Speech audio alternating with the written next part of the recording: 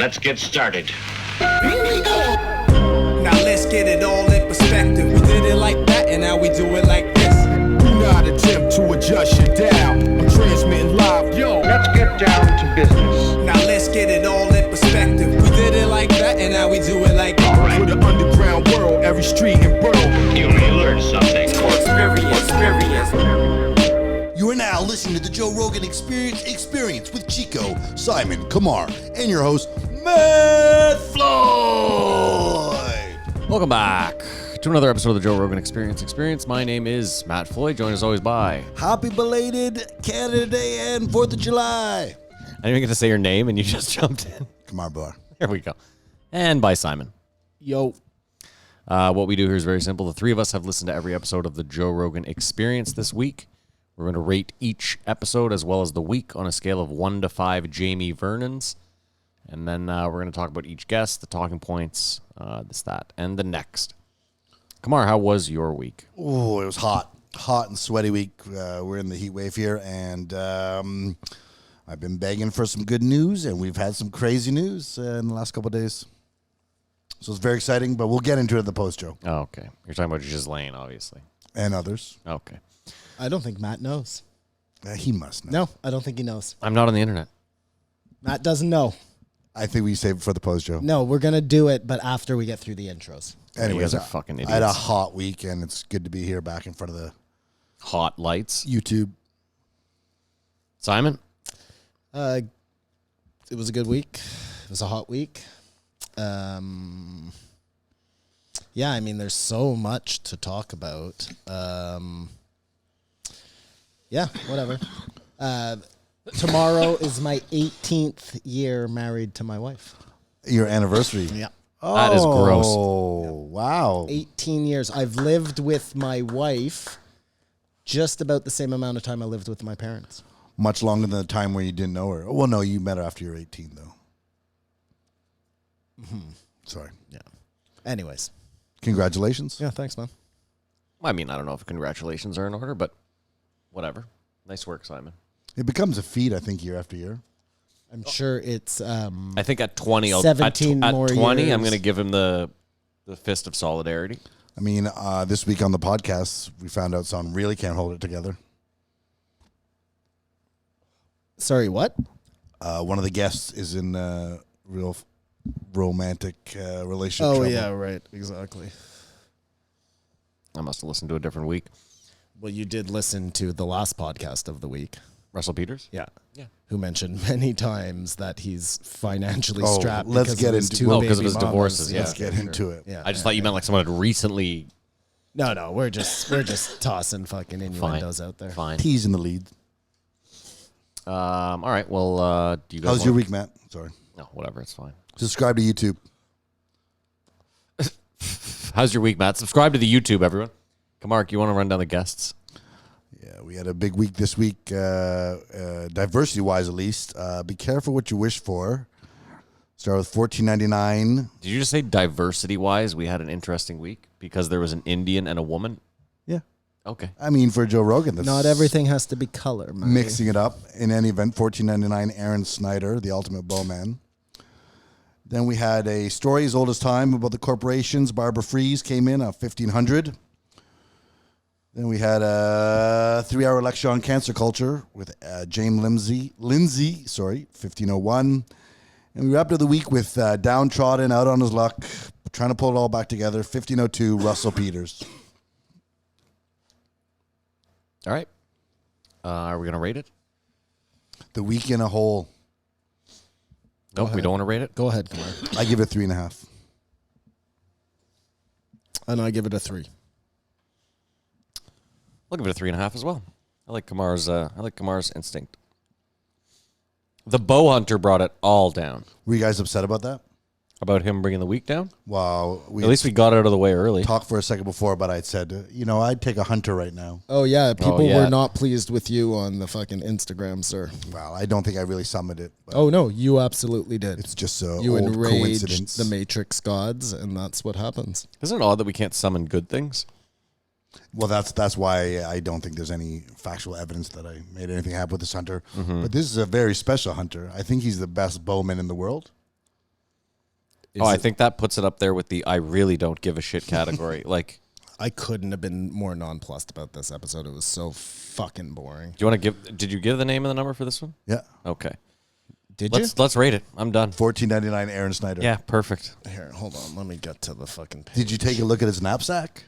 I don't give a fuck. The fact that you called it a knapsack too means that you're clearly not going out into the wilderness with it. Backpack.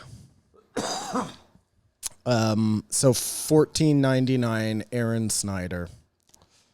Yeah, he did that. Go ahead. No, I do that. Oh, Kamar stole your thunder twice. Did you? Yeah. Well, you have one note for this guy? No, I just have that he introduced me to I can't get a flax seed in my ass with a hammer. That's what he was. I said to Simon, I was like, you got to give the guy credit. He had some great little fucking one-line quips and shit. Simon was like, fuck this guy. Well, because I didn't think so. I thought they all came off as cheesy. I thought like things he said sounded rehearsed almost. Harder than like, a woodpecker's lips. That was incredible. No, what was incredible was when What was the other one? This guy couldn't get hit. This guy got hit with a dick in a pussy storm, or in a pussy storm, this guy got hit with dick. but like I totally agree with Simon that it was all contrived. Of course. But at the very beginning when he was like, everyone's asking me when he's going to be a Rogan. And Rogan's like, everyone's asking me when I'm going to have Aaron Snyder on. And I've never heard either name ever Who mentioned. the fuck is everybody? What is this silent majority? Well, that's just it. This guy was like, and I'm not as famous as you, Joe, but I'm really famous. And I'm like, what is fucking happening here? Are there so many people on this planet that just everybody has this massive following? Well, I think in the bow hunting community, but how big is that community? I don't know, man. I don't know. Probably pretty big, I guess. Are people tuning into this stuff because they're viewing the end of days? Because that's the only time this comes in handy. Well, just when he was talking about all the hate mail he gets, I was like, really? All the hate mail, buddy? Like, Well deserved. how many people are out there like, oh, you fucking recurve bow like, come on. That was a thing that he like. I feel bad. I used to make fun of him, but now I know what the truth is. Insanity. I mean, that's the only part about this guy that was somewhat interesting, was the fact that he uses the Robin Hood bow. Because he got made fun of. I got to say this This is unethical, sorry. they got so in-depth in this one. Normally, Joe does a good job of, and it's funny because sometimes we give him shit where we're like, we all listen to the show. You don't need to fucking explain it. But normally he's like, okay, for the layman or for those that don't know, and then gives a little synopsis of whatever. He didn't do any of that this time. No. Like, when they were talking about the recurve bow or whatever, and he's like, yeah, well, people say it's unethical. I had to literally sit there and think for like 20 minutes and keep listening. I was like, what is unethical about what they're doing? And then I realized, oh, when you shoot the bow from that distance, you can't guarantee that you're going to hit and kill the thing right away. But I was like, I don't know. Just this, they got so in depth on started technical using shorthand terms. Oh, that. So Brad. right around there, the glassing. Matt was talking about the glassing. Well, you know what yesterday. glassing is, Kamar, from Tom Segura, right? What's glassing? Oh no, Talking he about doesn't When you're remember. looking at the thing through the fucking, Don't you- it's hold on. like a telescope. Do you remember when Segura was on Rogan and they showed the clip with the guy who's like, we were just glassing the field. Nobody No? Okay, remembers that. fine. I don't remember it. So right around this time in the podcast, as you can see right here, because I wrote, fuck this in huge writing. I can see it. I made a conscious decision, and I'm sorry if this enrages you or anybody out there, but I think there are better things to talk about in this episode, and I started listing them. They could have talked about better things. Just No, Simon just doesn't want to talk about this No, I'm episode, done. so he's I'm- written a list of Bigfoot and no, alien there's related. there's a little bit of aliens, but let's start by. No, that's not how we do this, though. That's what the post show's for. I'm sorry, that's not how we do this. Okay, so this episode is going to be 5 minutes. That's fine. Let's at least talk about something interesting. Why? Hold on. There's lots of other stuff to talk about throughout the week. Did he lose you then when he said sometimes have the wife drive me 5 kilometers away so I could walk home because God earned your day? He rips the pages out. Simon, that's a bit dramatic, no? God No, earned I'm your gonna, day. I'm gonna save them for later. Okay. Oh no, let's do it. Let's do But it. that's all I fucking got, man. Like, I'm serious. That ended right there. That's fine. Simon, No, no, one's... I'm sorry. Let's go through what they should have talked about. No. This is what I'm going to talk about. It's all good, man. I don't care. I just This thought guy that is- would be more fun than fucking giving this guy 5 minutes. You know what I mean? Because legitimately, I get it. But let's do what we normally 5 do. Let's spend minutes. 5 minutes shitting on something that we don't understand or get. Did you guys find that he kept going like, now I'm not trying to say I'm the toughest guy in the world, But I'm close. But I'm the toughest guy in the world. You didn't find that? Okay, well, they did talk about the movie Congo, Yeah. which is weird because I talked about that last week. Mm-hmm. And Joe was saying because the giant apes in that were actually the Bondo ape. The Bondo ape, thank you. Which just not coincidentally, but that's a good example of somebody not believing something is true, hearing tons of rumors about it throughout time, modern time, and then them finding it. And there we just say, oh my God, there's a big walking ape in Africa. You know what I'm saying? That's the exact same scenario we're talking about Bigfoot. That's not why I brought that up, but I'm just telling you, like it's the same thing. We hear about it, it's in lore, and then all of a sudden they find it, and we're all like, okay, there's a big ape living in North America. Okay, a little bit different. The jungle in the Congo is one of the toughest places in the world to access. So when there's rumor... Matt? Yeah. Yes, you are absolutely right. And so are places Pacific in Northwest? Canada. Dude, I will pull it up right now. I bet you anything they're just as inaccessible. It is so hard to get to some places Simon, in the you're Rocky missing Mountains and in Canada and in the United States. They just can't get in there to do the research. The same way they can't get into the jungle. It's the exact same thing. Simon, the jungle is filled with rebels and war. There's a huge difference between white scientists trying to get into the Congolese jungle to find this massive Bondo ape and North America where there is no civil war. I'm not sure the think we're Civil talking about War had stability. anything to do with it, with them not finding the Bondo ape. The Congo has the second bloodiest and the longest civil war. It may be. I'm Okay. just saying it may also be a case where it was just unexplored terrain, you know? They just hadn't got there yet. Okay, but I mean, I still would like you to. You're gonna have to at the Let's break find pull out. up how the spots in Canada that are so thick and inaccessible. No, but dude. what you're saying is what adds to it is there's a lack of stability in the Congo. of course, There's a lot of stability here. Well, I mean, maybe you get a First Nations protest if you're to go in some areas, but I agree with Simon. It is crazy country out there that's inaccessible. I just think that, like, we all go to our cottages and we're like, yeah, this is the country. You know what I mean? When you go out to, like, first of all, we have rainforests in BC, When the all roads up stop. and down the coast like that. It's fucking nuts, man. It's a BC, totally Vancouver different Island. type of climate. And that runs all the way down through Oregon, Colorado, that's all fucking Bigfoot territory, all up the coast there. And then through the thickets up in, like, you know, you want to come down from the Northwest Territories.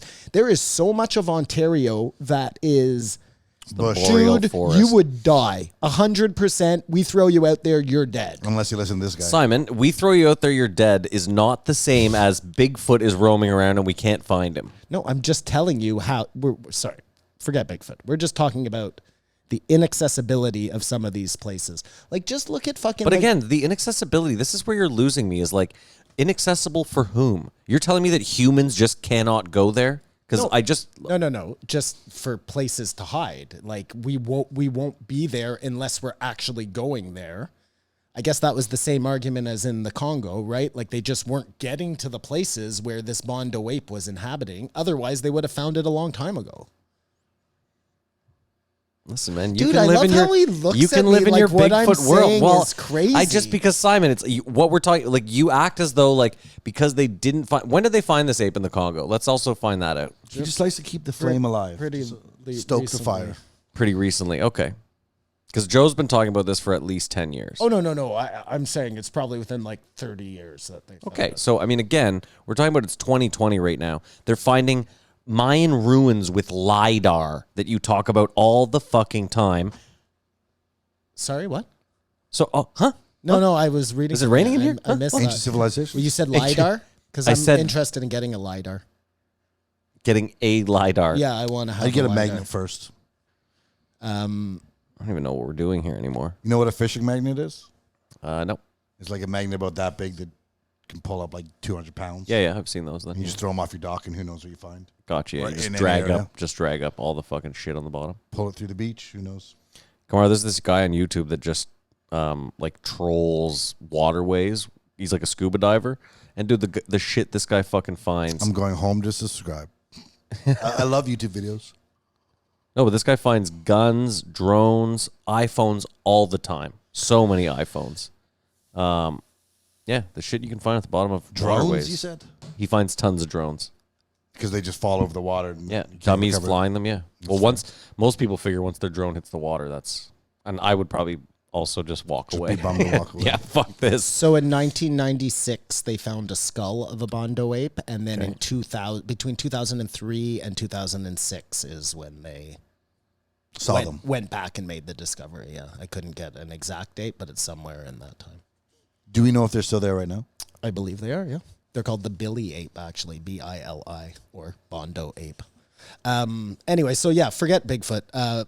Just on Michael Crichton for a second, who wrote Congo. Did you guys watch that movie? You must have when it came out. Yeah, of course. I can't remember if I did.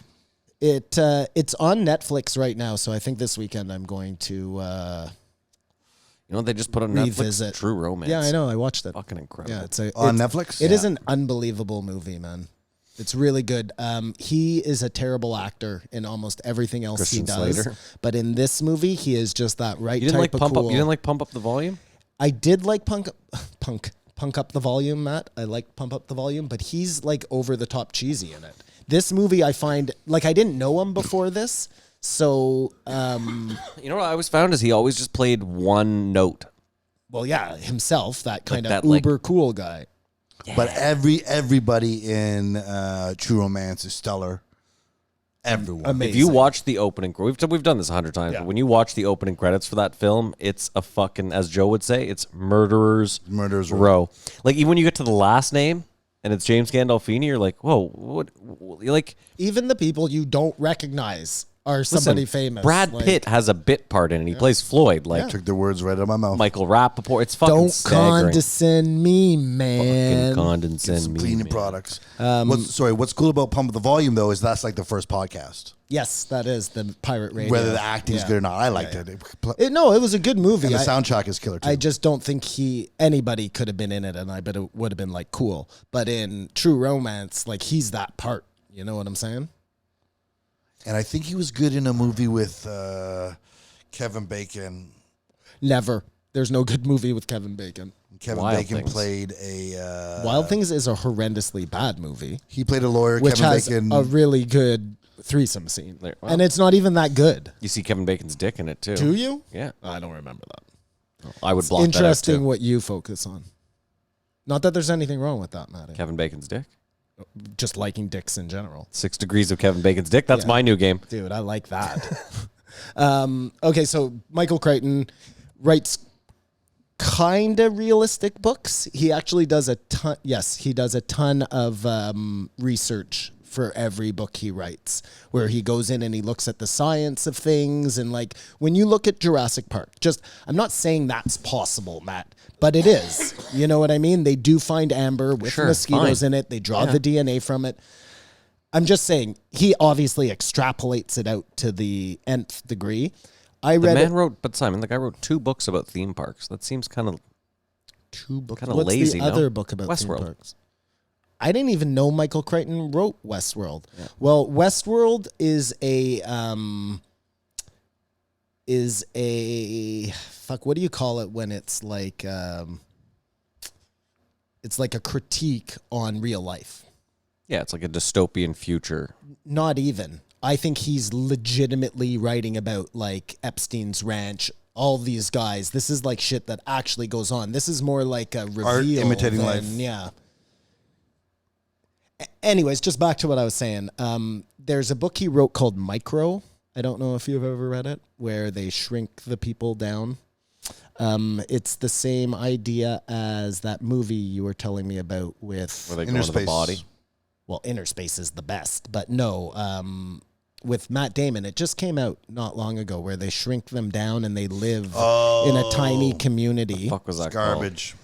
It is totally garbage, but we focus our human brain power on a lot of things. You know what I mean? We're very worried about what's going to happen to the planet. We're very worried about overpopulation. We're very worried about a lot of things that by simply shrinking ourselves down, all Downsizing. of those problems go away. Mind you, we get a whole new series of problems about protection.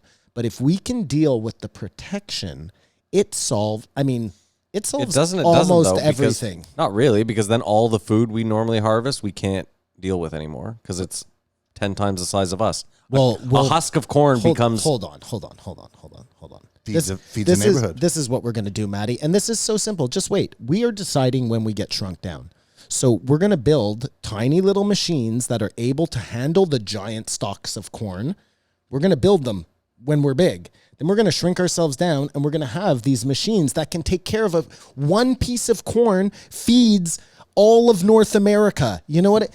I'm sorry, Kumar. That's very aggressive. This is fucking brilliant. Like, I'm telling you, all focus. Hold on. Listen. No. I just want to clarify for myself and the listeners that right now, your new thing is that to save humanity, someone needs to get on. Not someone. You think the majority of our brain power needs to be focused on shrinking all of humanity down. Matt. Yeah. All of our brain power. The world's collective brain power. We should all just make an agreement that in the year 2024, we shrink the world. So kind of like we would make an arms agreement for nuclear weapons with Russia, we're all shrinking down.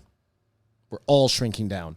Every country will have like a lock and key vault system where you need the permission of another, 8 countries or whatever to open it up to give you the button to get big again. But at that point, so we got 4 years, 6 years to get ready to build all the tiny little models we need to live the rest of our days as micros.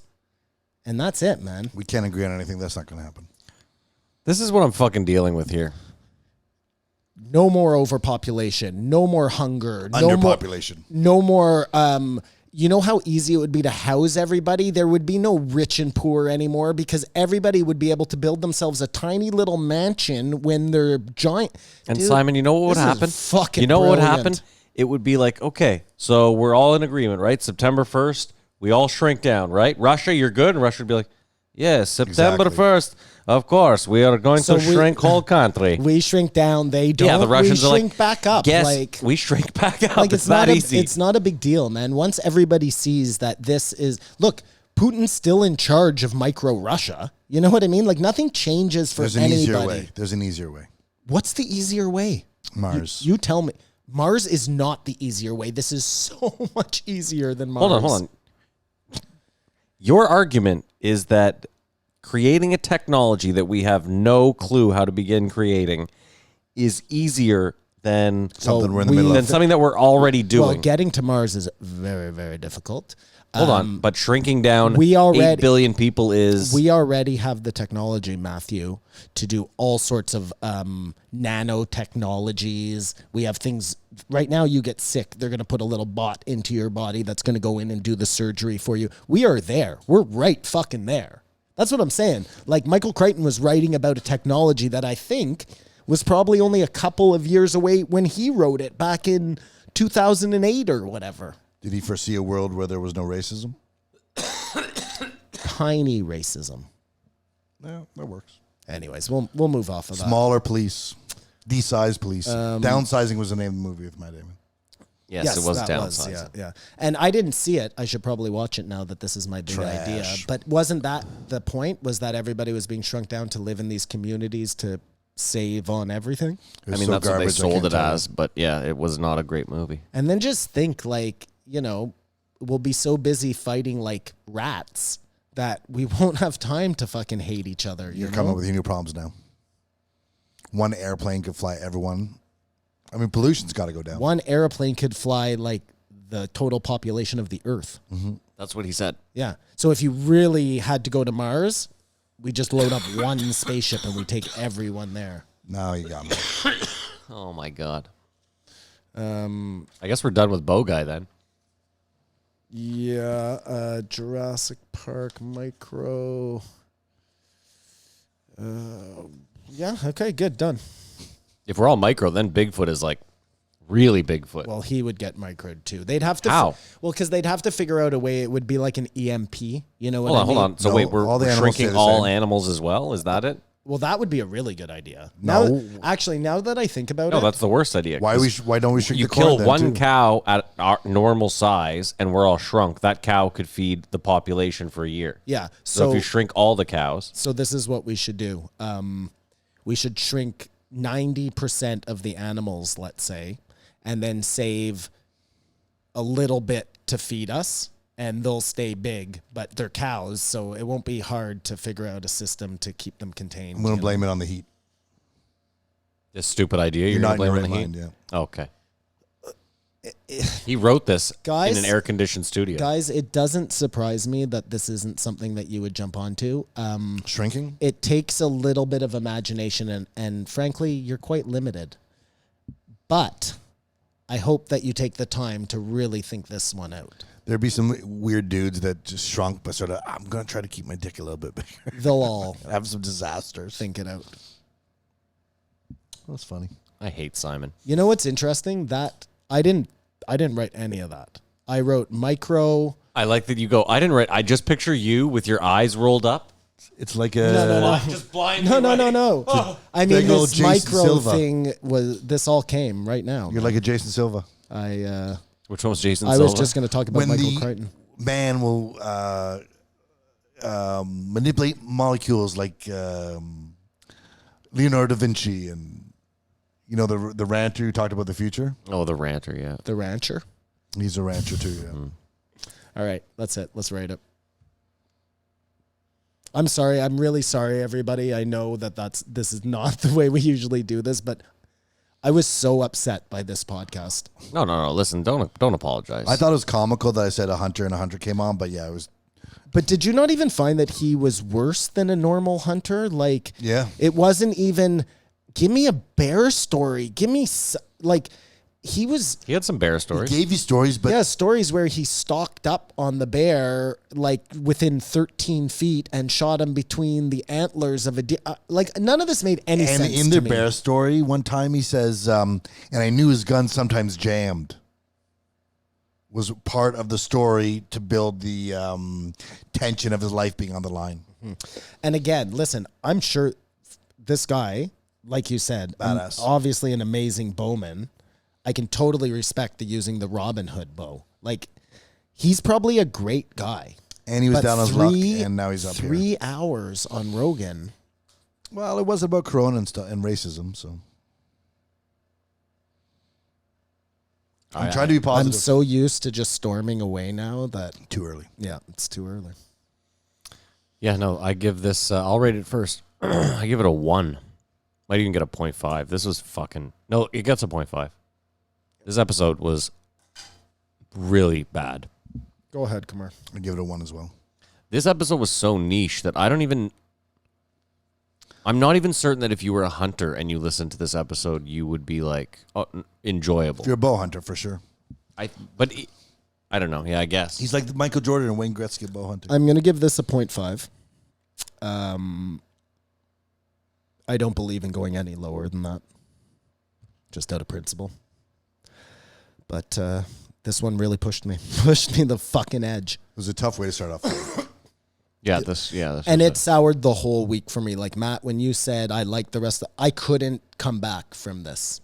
Oh, weird. It tainted everything. Every episode in the week. Every episode. Oh, that's interesting. Let's Yeah. see how that goes. You know, it's funny. It had the opposite effect on me because it was so bad that everything after I went into like, I'm going to fucking hate this. Fuck this. And then I was like, oh, this is refreshing. And you know what? Appreciate it a bit. Usually I really try and strive to find like the good in every episode. You know what I mean? Even if do? it's a shitty episode, I don't. try and do my best. And fuck, man, You cannot. it was not in me. Sometimes you just can't do it, Si. Anyways, whatever. Sometimes Let's you gotta move walk on. away. 1500, episode 1500. Quick milestone. That's kind of cool, eh? When you get those milestones. It'll be cool if we get to 100. Let alone 1500. We don't have long to go to 100. We still have to get there. I won't make it. There you go. I don't like when you say things like that. But 1500 is unbelievable. 1500, Barbara Fries. See, here's a good example. I thought coming in, I was like, I don't know who this woman is. Probably not going to enjoy it. Love this episode. You did.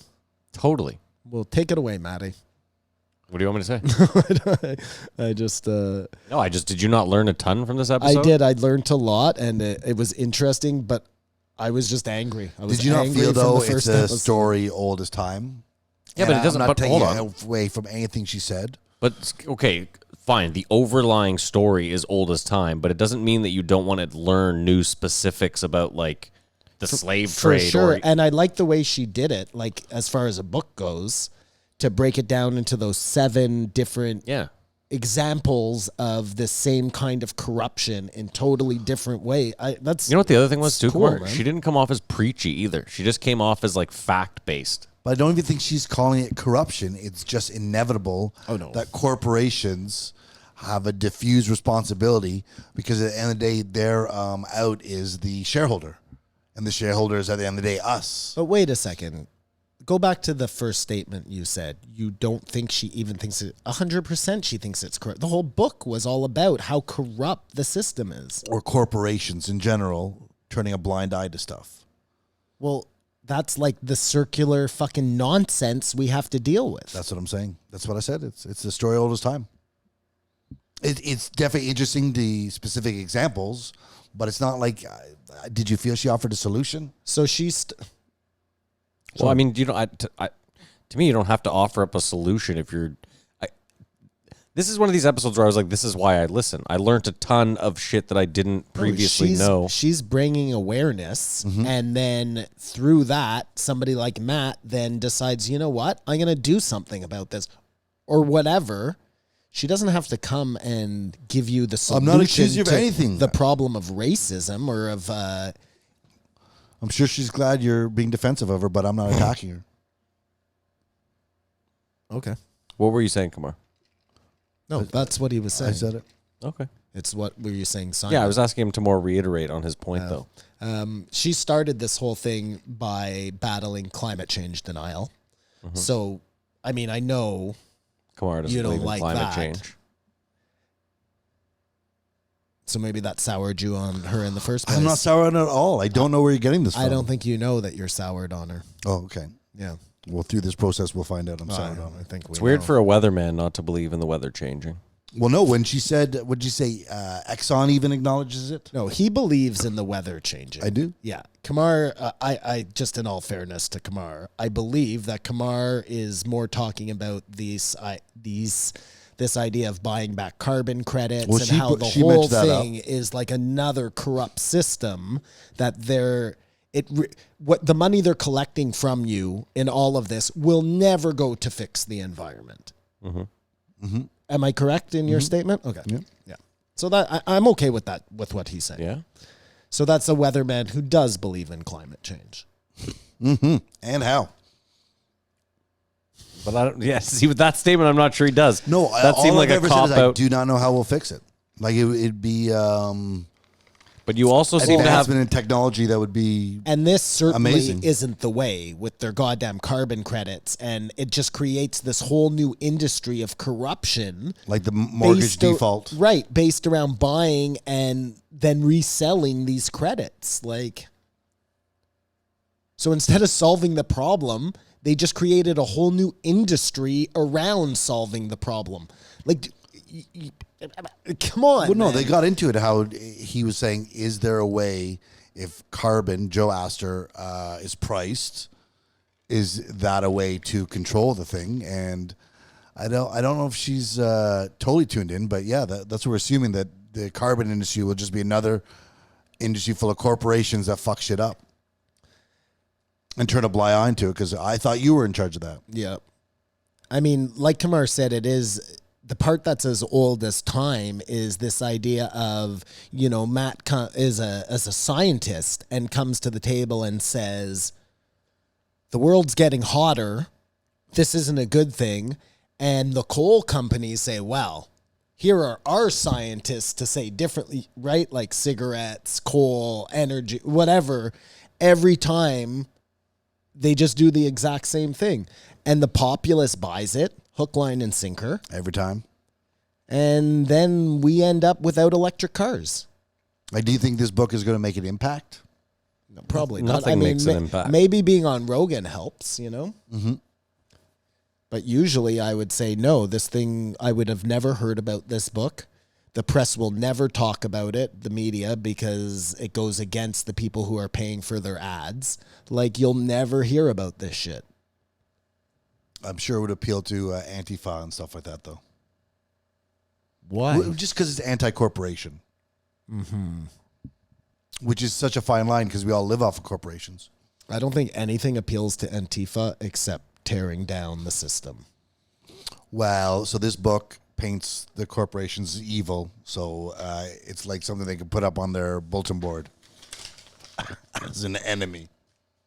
Another thing I learned in this whole thing, so the British, because it was the British slave trade she was talking about in this, that they used that same idea of the doctors, but not doctors, but to run a rescue narrative. We're saving these people from a life of wildness in Africa, where meanwhile they're literally plucking people out of paradise and bringing them to goddamn Britain. It sort of ties in with our next guest. What's what great? he's talking about. What's really crazy is that when they wanted to free them, that their argument was like, whoa, we can't free these people. That would be like cramming liberty down the throats of people that aren't ready to accept it. We can't. They had so They have to many remain slaves, of course. Yeah, it's excuses nuts. for why not to do it, especially the Brits. Like, but then it's the same within North America. The slave trade had become such an industry that you couldn't then just pull it. You couldn't stop slavery because the people who were rounding up the slaves, that was a whole industry. You know what I'm saying? It would crush the economy. Like, it's crazy, man. It's crazy. Well, you know, it's kind of how local police started, right? Was To round up slaves. Yeah. Well, and then the Jim Crow laws, Yeah. like all of that, man. When they abolished slavery here, right, and then introduced those laws, I know we've talked about this a million times, they were picking guys up for jaywalking or whatever, anything they wanted, throwing them in jail, and then getting them to be slaves for pennies on the dollar, you know? It's the framework for systematic Yeah, well, racism. it's the start. Systemic. Racism. What did he say? Systematic. Same thing. I think it's the same thing. And so that's why you have to go all the way back and just destroy everything I'm to not fix it. I'm I not- don't think that either. I'm not sure that, but I just to me it was interesting, the argument, like, here people are living in Africa, which literally must have been like paradise. You know what I mean? Comparatively to dreary England, Better climate. So you're taking these people, better climate, better everything, better food, animals, everything. So you're taking them, you're sticking people on boats, you're bringing them over to this terrible place, and then having the gall to say, we saved you. Like, it's nuts. They apparently paid the British government reparations, like $20 billion or something. Oh, yeah? And they just finished paying a couple years ago. But it's still The an British issue. government paid, or they paid the British government? Well, That's what the you British said. people was where the money comes from, but the British government paid. I'm not sure where. It might have gone to Black Lives Matters, for all I know. And there was a whole slave lobby back in the day. So again, the second there's a lobby on something, powerful that lobby. is big business, you know? Because there's no need for a lobbyist unless you're trying to make money. Of course. The fact that we have Anyways. lobbyists is fucking bananas. Oh, agreed, man. But there's another example of, I don't even know why that's a thing where you can have these lobbyists, but it's obviously not the best way to run the system. And yet we say, well, it's in the Constitution or whatever, so we got to keep doing it. I say we. We have lobbyists here too. Yeah. But it's not the same. We have we have stricter pact donation policies and things like that. I don't know, man. I don't know. No, I agree. It's all corrupt, Maddie, but not nearly as corrupt as it is in the Oh, States. there's just more money down They there. have super PACs. They have all sorts of weird. Again, the business loopholes down there is huge, so 2015, they stopped paying it. But it was $20 million in 1833. It took 182 years to pay it off. Reparations for the British slave trade. But they weren't paying that to Black Lives Matter. No, I don't know where it went. You were just joking. It's like we always say, where do these fines go? Where does the money go? Well, it would be like hilarious if it just backdoored right into their own Coffers. Yeah, that would like make, that word. that would make sense. What's the interest on that though? It was 20. You said it was 20 million and 18 whatever. Yeah, I think it worked out to some sort of billion. Yeah, because 20 million back then is net with fucking inflation is More. yeah. 182 years more. You know what's an interesting concept Go on. is that there are probably two major industries in this world, let's say, big pharma and big oil, that between the two of them have ruined the way we live. Like, granted, I'm not saying we shouldn't drive cars and we shouldn't have medicine, but just the way it's set up, the I would argue the business- food industry. I was going to think. Okay, of food let's add the industry. food industry in there, okay? Those three industries then. If we could write those industries, it would make a huge difference in the quality of life for all of us. and the military industry. Okay, let's just give me 1 second here to get to the point. My point is 99% of the people out there don't even know that they're in a war against these companies. You know what I mean? They think that they're on the same team. If a company does corporate philanthropy, you mean? No, just in general. Like, You think most people are like down with corporations? yeah, I think in the end, most people just don't even like give it a second thought. You know what I mean? They drive their cars and they do their shit and they buy their stuff and the cheapest and they need gas and they need it to be cheap. And They're that's apathetic. I just don't even think I don't think it's even about apathy. I think it's about just they don't know. And maybe if more people, if you could bring the war to more people's doorstep, like not a physical war, but this idea that we should be fighting against. Yeah, but some it's These also three choice. Is the industries. problem is when these industries have their fucking foot on your neck, they make it very difficult for you to have any other choices.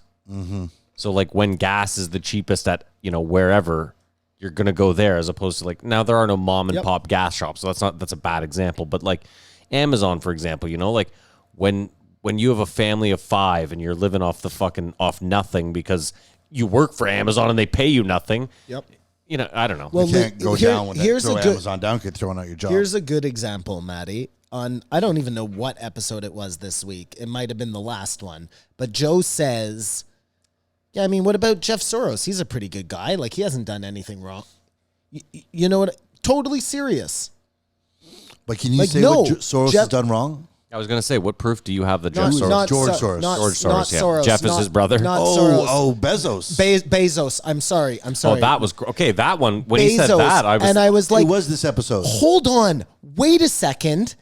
This guy is so fucking evil. Listen to that podcast. You will see he has corrupted all of America. Like, well, that was the weird thing is I was like, this is where Joe has really lost touch. This is where Joe proves that he's got $100 million. Is where he's like, what's Jeff Bezos done? What, just because he's a good businessman? It's like, well, okay, Joe, you need to fucking reel that back in a little bit. Because he's given up on the conspiracy theories, and if he tapped himself a little more in, I'm not saying he Why? has He to doesn't- be. Me. I'm not tapped into conspiracy theories. I was the one that said, Simon, you have to listen to this. It's fucked. I don't know. There's got to be if you How does can't he- beat him, join him. I mean, and I'm not saying that's a good thing. No. No. Anyways, that's like my point. Like Joe, a guy who we know has a good conscience, all of that stuff, doesn't even know he's supposed to be fighting against Bezos. Obviously, you know what I mean? Like, we should all be fighting against Bezos. But someone could put a case together of Lex the bad things that Luthor. Bezos does and the good things he does, right? No, I don't think you could. Did you listen to that podcast? Which one? The Frontline, the one I've told you to listen to about 60 times. About Amazon. Yeah. I especially would have thought as an ex-Amazon employee. Did you listen to would've- it? No. but- Please listen to okay, it. well, oh, no, I did. Amazon's evil, but you could say they're creating jobs. They're Hold on. But they're not really. They're building androids to eliminate those jobs. And I'm sick of this argument that just because someone creates a couple thousand jobs that all of a sudden it's the argument that like, well, you created a couple thousand jobs. Well, he also rapes and kills. Like, well, yeah, but I mean, a couple thousand jobs. See what that does for the economy? Like, I just... Well, hopefully if he raped and killed, it'd be worse. But it's more like he also provides mass convenience for a large population. This guy raped and killed the world.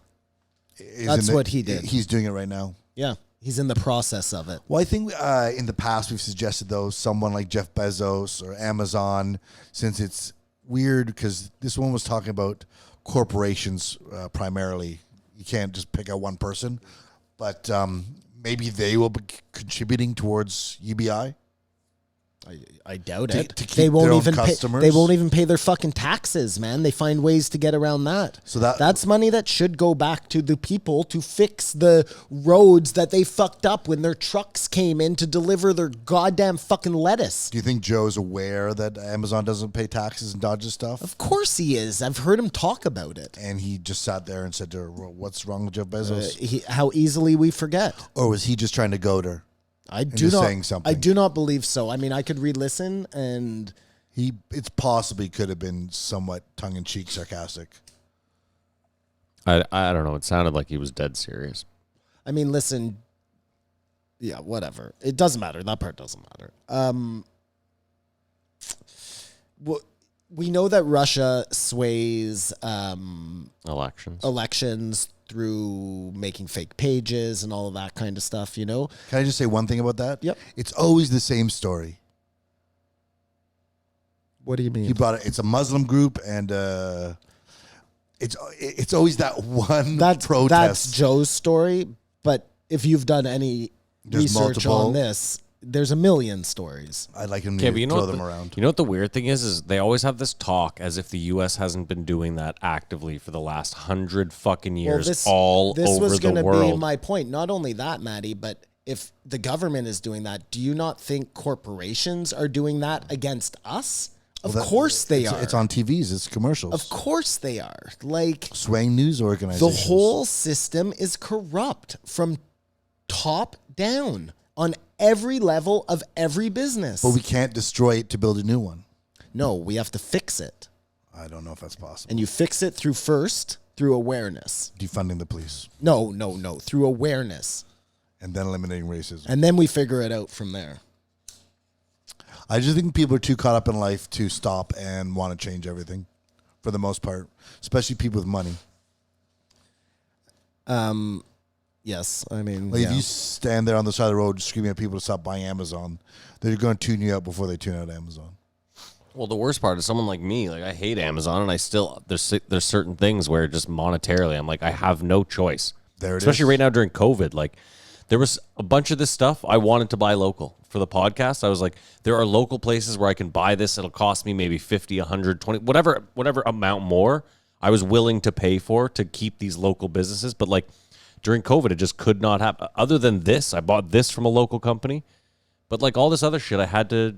Yeah, this pandemic has been super convenient for Amazon to grab you by the taint. And grocery Me, stores. me specifically. Grab anybody by the nuts. You know what I'm saying? Like, look, I'm not saying that Bezos caused it. You know what I mean? But they were well set up for something like this to happen. And if you don't think that's the case, then pull your head out of the sand. Well, but hold on. I mean, you could argue that their business, to say they were well set up for this to happen, they were a business that was set up for convenience. So yeah, almost like a business that was set up to thrive in times of uncertainty and all sorts of other shit, man. We can't live without them. That's where we're at right Hey, now. listen, IBG, YBG. That's all you need to know. I mean, Kamar I'll brought be up gone, you'll be gone. Kamar brought up a good point though. Is like Wall Street. if none of us have money, Jeff Bezos, his well runs dry as well. But I mean, he'll have made all of our money, It's so all it won't matter. he doesn't need any more money, which is the crazy part why he just keeps conquering and conquering because he doesn't need more money. No, but that's my point. Is it's a weird position to take when you suck every well dry and then you're just standing there at the top. Like I guess it's because I'm dumb and I don't understand. What's wrong the with end you guys? game. You're not good at business? Well, he's either going to a different planet to start all over again, or if he's smart and he listens to me, he just focuses on the micro shrink and then he doesn't have to go anywhere. Or he gets rid of half the population. Right. Then gives them money and then he can start business up again. Yeah, totally. But the quote you said was everything. That is a microcosm of all the problems in the world, I think, is IBG, YBG. She said it, man. And I think that's the problem with my attitude. Yeah, because you just don't give a fuck because you're going to be gone when you drive your motorcycle off the top of the building. It's if anything, I found this podcast depressing. And yeah, well, I don't know about that. I have one generation that I have to worry about, and then after that, it's IBG, YBG. Till they have a generation. Well, but then that's their IBG, YG. Yeah, but that's not how that works. We'll see when you jump off that bridge. We'll see. And then the radium stuff was very interesting in this. It's insane. Wasn't it? Yeah. Just again, how they tried to make something, they knew it was bad, and they still went forward to give it to the public and didn't protect anybody. Like, I mean, it's a good argument, though. IBG, YBG. This is one of those arguments where when you talk to a libertarian, you got to kind of point these things out. Like, this is, because they talk about less government all the time, and Joe talks about, like, well, we need some regulations, because, like, and Joe brings up construction, like, well, if you just let the construction shit run wild, all the buildings will crumble, and, like, yeah, they will, and this is the same thing, like, imagine if we left pharmaceutical companies unchecked. Oh, my God. Like, we talk about the FDA right now, we're like, how could it take so long for drugs to get approved and this and that, but there's then you think about, like, wait a minute, if we just let these guys run wild, it would be the fucking Wild West out there. Yes, you are absolutely correct. The problem is that the people who, like the FDA, who are making those, government oversight is bought, and well, yeah, all right, fine. But I'm saying at least it's supposed to be there. In principle, it's a great idea. Right. If not, you just need money not to corrupt it. It would look like. I mean, it would be chaos out there. Fuck. Another problem is she did not look at social media companies. Yeah, but who knows? She could be like a Matt Taibbi type, where it's taken her 20 years to write this book. And oh no, again, I'm not attacking this woman at all. I'm just saying they are like, or social media, as we've discovered, are like cigarettes or radium or anything else. Like, what makes social media corporations different from all other corporations who are doing damaging stuff to us? Well, denying maybe it and it's whatnot. just that. Look, everything she's talking about is 20, 30 years removed. So on her next book, she'll bring. Yeah, I don't think media. she admitted it. I just said it was a point. Like, he brought it up. It's like, well, do you think they're doing? It's like, I did not look at that. Just back to the radium for a second. Hold on, Simon. I got a good one for you, just because I will forget it. I was thinking about Mark Zuckerberg and all the memes, because Joe was like, I don't like how he drinks water. That was so funny. But I was thinking about all the memes and like his eyes, and how David Icke's like, this guy's definitely a lizard person. So I was thinking about it, and I was like, okay, so if you were an alien, like, I thought about just us going to a different planet, if we had the technology and we had whatever. So you get there, and you can't really amalgamate because you just got there, and you don't know a lot about them. So maybe you spent, let's even say you have 100 years of observing, and then you create a Zuckerberg type. It'd be tough to create a business for a different species. You know what I mean? Like it would be tough for me to create a dog business. Okay. Like a business that other dogs would be like, this is my shit, I'm going to spend my money here. So what would you do? You would just steal a dog idea, right? Yeah. Which is exactly what What Mark Facebook Zuckerberg did, yeah. Exactly. So I just thought about it. I was like, there's a chance maybe, because then what would you do? You would just try to control all the people through. Matt, you have fucking come to the dark suck side. my dick, Simon. Thank you. It only took you. What episode are we on? 90? believe so. No, I think this is 89. So just a couple of examples of how they were trying to push this radium. So they had uranium toothpaste, uranium Viagra suppositories. I think it's radium. Yeah, uranium is actually like it's radium. Uranium is that's like actual. You're saying radium, right? No, I'm pretty sure that. Anyways, maybe I'm wrong. Okay. I think she was saying uranium. Okay. Maybe radium and uranium are derivatives of each other. I think or whatever. they're both. Anyways, you look that up while I get this out. So whatever it was, toothpaste, Viagra suppository. So it wasn't Viagra, but it was supposed to keep you hard, and you would shove the radioactive shit. Radioactive, We'll just that's the call it that, up your ass. Okay? And get colon cancer. You got something, Matty? No, I was looking at you something weren't else. looking Don't at- worry. Well, I'm worrying because I want to know what to... Either way, whatever. You're putting fucking... all trying to make it viable. You know what I mean? Like, it's... And denying the health effects. But she did make a really interesting point that made me think was, you know, when you're selling snake oil, you want to focus on maladies that people are ashamed to talk about. So if you take something like erectile dysfunction, nobody's ever going to admit to that. So they would never say that you're a phony.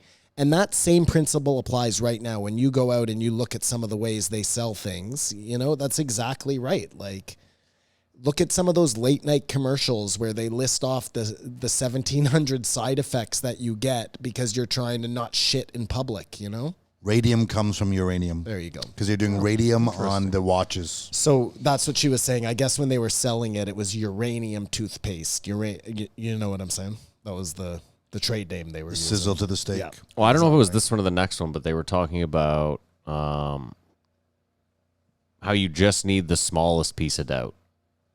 And that's kind of where we're at now. Like we don't believe anything anymore. No one believes anything. It was this one. Yeah, and she She was was smoking or whatever at the end of the day. We that was it, don't. is you just need to. You don't need Overwhelming 100 evidence. experts out there with. That's it. You just need one Yahoo out there yelling the right stuff. Yeah. To just plant a seed of doubt, and just enough to make all of us then sit around here And or at that's- any other table and fight it out. And that's why Project Bluebeam will never work, because even if aliens landed on the White House lawn, half the population would say, I don't fucking believe this bullshit, you know? Or they don't care. Anyways. They Well, I still mean, comedians- make lead. I think they still have oil paint, which might have lead in it. Well, there was a huge toy thing 10, 15 years ago with red paint. In any red paint that was coming from China was toxic to kids, man. So they would be, you know, playing with Thomas the Tank Engine with it in its mouth, just fucking getting, what did she call it? Fucking, But I mean, that's another good example. radium jaw. You That's know another, what I mean? That's another good example of like, well, we used to make things here and we regulated them. Oh, but then it became too expensive, so we just started making everything in China where nothing's regulated and they just steal our intellectual property and everything's all fine and good. What's interesting though is oil paint is superior to the paint we Lead now paint, use. you mean? Yeah. Well, oil has lead. What it is when it evaporating. That's when it, or if you eat it. But when you're willing to make that kind of devious sacrifice on your own children, like just to make the toy train cheaper, you're willing to hurt your own kids. Like, this is the problem with society, you know, all so that you're paying $4 instead of $10. Yeah, this podcast was a huge downer. What I gotta say too, it just dawned on me is that one guy created those two fucking evil things. What was it? Remember, she was like, there was one guy that created the radium something, and then he also coincidentally created some other like. Or was it leaded gas? That was it. Yeah. He put lead in gas, and then he also did something else. But I was thinking to myself, I was like, that guy also was just like a salaried employee, probably making a good salary, mind you. But you know what I mean? He wasn't the CEO making like $40 million a year. He was like we always talk about, the guy that probably invented chicken nuggets was just some guy on the line. I mean, he might be CEO now. Who knows? Chicken nuggets. Why is that your example? Chicken nuggets? It's from The Wire. Oh. Remember The Wire? He's like, man, the man that created these chicken nuggets must be a millionaire. And then he was like, fuck that. He's like, the guy that created chicken nuggets is in the basement, still doing nothing. Gotcha. Do not remember that. I'll have to watch that episode again. I'm sure you've never watched it. I've watched The Wire. It's season 1. That's the one season I haven't watched. So I started what watching. a coincidence. I started watching The Wire when it went into schools. That's season 4. Is it? Yeah. Oh, I thought it was season 3. Unbelievable. That's so weird. Okay, well, that's all I had for Barbara Freeze. Okay, that's fine. Do you It want to was rate good. it? That was a great episode, though. Now that I'm over the hunter a little, I can see the true virtue of that episode. This was a fucking Yeah. great Yeah, episode. It was an a really eye-opener. good one. Might not have been the upper that you wanted. Like And I didn't hate her. Usually, I don't know. I find that a lot of like the lady authors Joe has on usually rub me the wrong way. They come off as like This one was great. they're too good for Joe, you know? Like he's a She was super stupid pleasant. comedian. But she was great. Yeah, I liked her. I thought it was a good discussion. Great rapport. Yeah, I give it a 4.5. we did a good job. Good review. I give it 3.5. I will give it a 3.75. I feel like she might have been a victim. Like you said, it's taken too long to write the book. And so much seems obvious now when she's talking about it. I think that's unfair to authors, though, considering how long it would take. I can't imagine how long it would take to write a book, let alone get it edited, then published. Like, the world moves so fast now. Well, I mean, and maybe you have to take that into account. In all fairness to Kamar, like if you're writing a book about, But think about it. Let's say you were writing an Epstein book, and you had just literally given your thing to the editor, and then Ghislaine gets fucking... well, this is what I mean. So at that point, you have to say, give it back. I got to make my adjustments. I know, This but hear me out. sucks. So let's say you make the adjustments, you give it back in, and then boom, Clinton dies, and they find piles. You know what I mean? Like, it just never gotta ends. get it out at some You point. got to get it out at some point. Or else you become that other guy that we know that was on a 20 couple weeks ago, years. 20 years deep, and you're like, fuck, I just have to put this thing out. Like, Meanwhile, if we had known, because that's an interesting point. Yeah, if we had known guy that stuff- holds on to that for 20 Exactly. years, putting it together. If he had told us after 10 years, Some of it. maybe we maybe we depose the CIA and we're in a totally different but situation. 10 years in, he didn't have enough of the picture to give us. You know what I mean? So and he wanted to make sure that his book would sell when it came out. Maybe if there was no money involved, Hold it on, would though. just be free information and it would have gotten out a lot sooner. a buddy of mine read it, and he was like, "This guy does not fuck around with what was the word he used? It was a perfect word, not nuance, but he was like, this guy, he didn't want to leave any like this may be in the book. He Room only for wanted to, speculation. He only wanted to put things in the book that he had definitive fucking evidence for, that he had that was like backed up, and you know what I mean. So I do. I give the guy credit for that. Maybe down the road there'll be like a vlog component that couples in with the book. If you really find it interesting, the author can put out updates and stuff like that. I mean, I think Supplemental. the truth is this is why podcasts are probably the new, like, you know, instead of writing a book, you could sit down and just do an hour of this, and then up every month do another hour, and it's a continuing.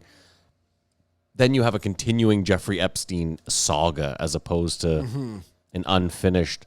Because I mean, again, there's a lot of people that write books and then 10 years later it doesn't age well, and people shit on them, and they're like, "I was using what we knew." Like, No. Now that I'm rethinking that, it wasn't my position; it was Kamar's position. But that's totally unfair. You write the book about what you know at the time, and yeah, I mean, you're also you trying to can make a either living. appreciate it for what it was, or you don't. But these are also people trying to make money. I think that's the you know, we have to give them that too. They're trying to crux. live. Right. So you got to put the book out. My You have to only live. problem is, does sitting on that book for 20 years, as you put it all together, like could it have been 10 and it wouldn't have been quite as impactful, but it would have started the ball rolling a long time ago on knowing that we've been lied to, you know? I mean, I think we've proven though that like nothing gets done anyway. Did either of you watch The Torture Report on Amazon Prime? Nope. Oof. It is a tough watch. I would not suggest watching it. Well, I don't usually watch things that have titles like The Torture Report. Well, this is like the worst part too is it starts and the first thing I see is like a Vice. I was like, this is a Vice movie? I was like, ugh, gross. Well, just like I was saying, I am apprehensive. She didn't get the research, no fault of her own, about what bad things social media companies are up to. That maybe on their next book we'll find out about. Kadook. Fair enough. All right. Well, I guess we're going to take a break. Yeah, let's Yeah, we'll take a break. We'll pay some bills, do and some stuff. we'll be right back. Thank you so much.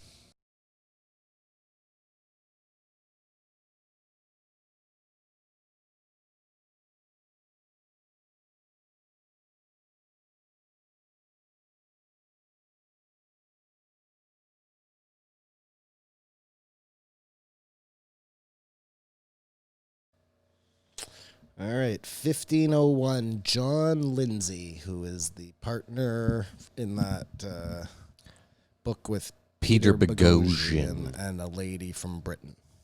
What kind of assholes are we? We remember his name, which is not an easy name. We remember his name every time, and we don't even attempt Well, she wasn't on. I think That's I gave true, I her guess, her yeah. just due as a woman from Britain. Wow. No, I'm just joking, Maddie. Don't cancel me. No, not into that game. Wah, wah, wah. Great Subway. Thanks. I feel this picked up where Eric Greenstein. Well, I fucked that name up. Weinstein. Left off. Weinstein. Yeah, like Ben Stein. Mm-hmm. Yeah, I mean, my only negative about this guy will be that, and he even said it himself when he was describing that Black Panther idea he had. Mm-hmm. He's like, I'm very like aware when something like this is going on. I'm acute to it, not acute. I'm sensitive to it, very sensitive to it. He can see it. And I'm just wondering if he's like too sensitive to it and he's begun to see it everywhere, maybe places where it's not. A la that Black Panther movie being a allegory for MLK versus Malcolm X. Malcolm X, exactly. And not maybe just a fun Marvel movie. You know what I'm saying? And look, I'm a conspiracy guy, like for sure. It could be. I'm just, is he too sensitive to it? I don't think that's ridiculous. I think, though, the whole thing started off with the insanity of the woman who was talking about she was in a situation.